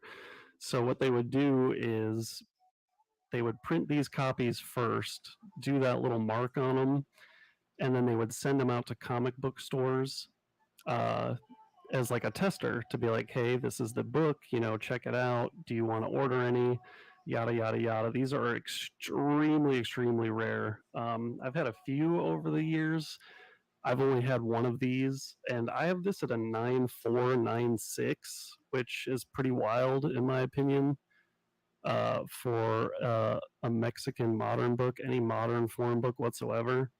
Like, this is a gorgeous, gorgeous copy of this book. And I always tell people it's super tough to even get moderns in like a 7.0 or higher. So this book is wild. So I haven't talked to Matt about that yet. It's something that I would probably have to email Matt and talk to him about that and get a couple of my buddies from Mexico that live down there that know this was a thing to get them to also confirm that that's what it was. But after that happened, CGC, I would assume, would notate it as that. But they just have to have like references and sources. Dang, that's more than I want to pay. How it was. Yeah. So I love this book. if you Don't get me wanted wrong. to win it and you Hughes wanted is to amazing. send it to him, I wouldn't send it to him till. What does the after I original had sell that talk for? with Matt. I know a 9.8 sells for like what? For a while it was like in the $400 range or something like that. I haven't looked in recently because I bought a copy before pandemic. Well, I don't know if people over here would do it, but I know people in Mexico aren't doing that. So like in Mexico, they just treat these books as normal books. Like in Mexico, these aren't a thing to them, but for the people in Mexico that know what they are, this is going for a steal right now, I'll tell you that. I sold my Edge of Spider-Verse 2 tester copy that I had last time. I think that went for like $225. So, because this is like I have no idea if I'll ever find one of these again. So, 7 Prime, you might take this down. People over here at Staples. A 9.8 sold for $730 on the American version. I guarantee you. $730, $671. I bet you they would. So the only thing that they can do, because I know Blue Green, he has a tester copy of Edge or what does he have a tester? He has a tester copy of the normal Edge of Spider-Verse 2 copy. So he just bought a regular copy because he wants to like measure them and get measurements and all that stuff. But I hope people over here don't start doing that to these books. But if they do, 7 Prime, taking it down for $170. 7 Prime, I appreciate it. I know that this was one of the books that you wanted very badly. You are getting 3 entries into the giveaway at the end of the night. I appreciate it. Nice. Very, very much. Enjoy this. Definitely among the scarcest modern Mexican books that you can get with those tester copies like that.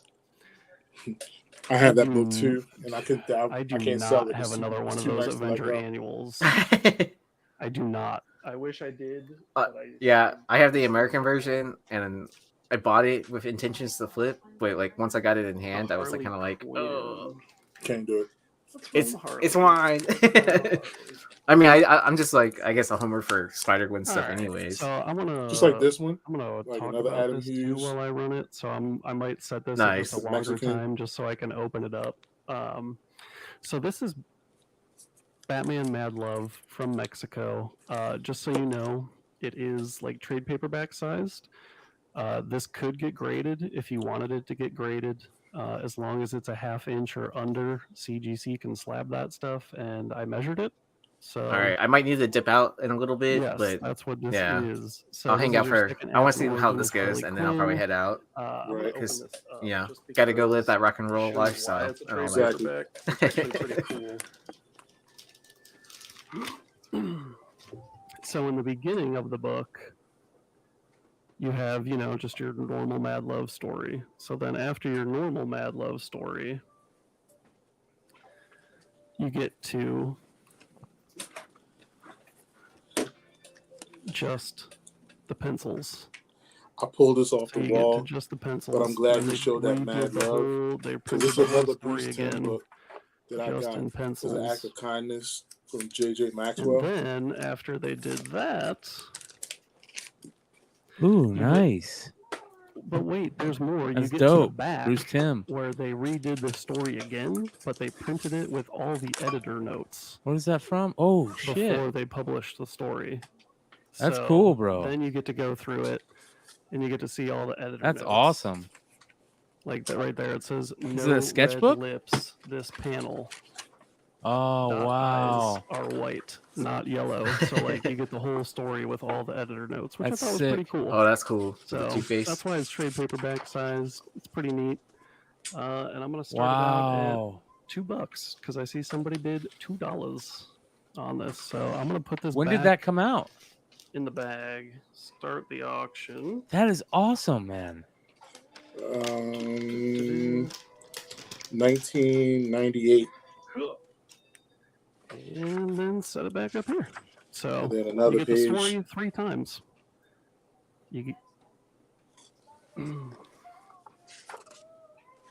You have some Batman. So you get the regular story, then you get the Batgirl. penciled story, and then you get the story with the editor notes. I thought it was pretty dope. And sometimes when Mr. you do foreign Freeze. stuff, you just got to realize that not all countries print everything as floppy copies. A lot of them do trade paperback stuff, hardcover stuff. So Mr. Roboto is in it at $31. Oh, nice. Look I at need to this. stand up and be heard right now. Holy moly.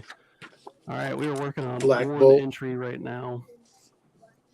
Got the Gotham Girls.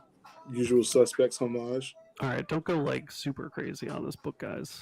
I am one of those guys. Got I'll Cat. tell you, I will try and find another copy. I don't have a copy right now, but I will try and find one. So, Mr. Roboto, taking it down Fantastic for Four. $66. I appreciate it. That is going to get you an entry into trying to take down the Tales from the Crypt. And I appreciate it, Mr. Roboto. And like I said, for anyone that's in here, if you want to make any offers on the bins or you want to donate $6 to me, and if there are no requests, I'm gonna get ready for the show, everybody. I going want in to say order. So this is continue next to up. watch So, Josh's I like to stream. talk about this We're book. gonna get ready for I've been specking hard on God Doom. the rest of the show. I gotta pick that up. I don't feel like That looks awesome, dude. I gotta pick that up. I'm gonna search that out. But this is So, Secret Wars all right, you number guys, 2. we'll see This you is in a the little first bit. appearance of God Continue Doom. watching This was the Josh's 1 in show. Thanks for 25 hanging out with us Ricketts today. cover in the I'll be US. doing all This my is from stuff hopefully Spain. tomorrow So that I this couldn't is do a today. foil. So if you guys They did a want to jump foil, in tomorrow 1 on in whatnot, 25, there's a or Punisher it's not sale 125. They did a foil set up. cover I'll of the have Riddick. multiple stuff So there. I'll this have a bunch of same year, 2015 Battle is Beast the US. variants, It is your Omni-Man first half of variant, God Doom. It was just a dope bunch of foil cool shit. So cover, go check it out. We'll see you at I'm gonna Modern start Comic this at a Mayhem buck, in and about we're just gonna let it rip. And 45 I minutes or I have so. this at a Adios. near mint, so Later. I have this at like a 9.4, which is really nice. But it's just a cool foil because they didn't do it foil in the US. So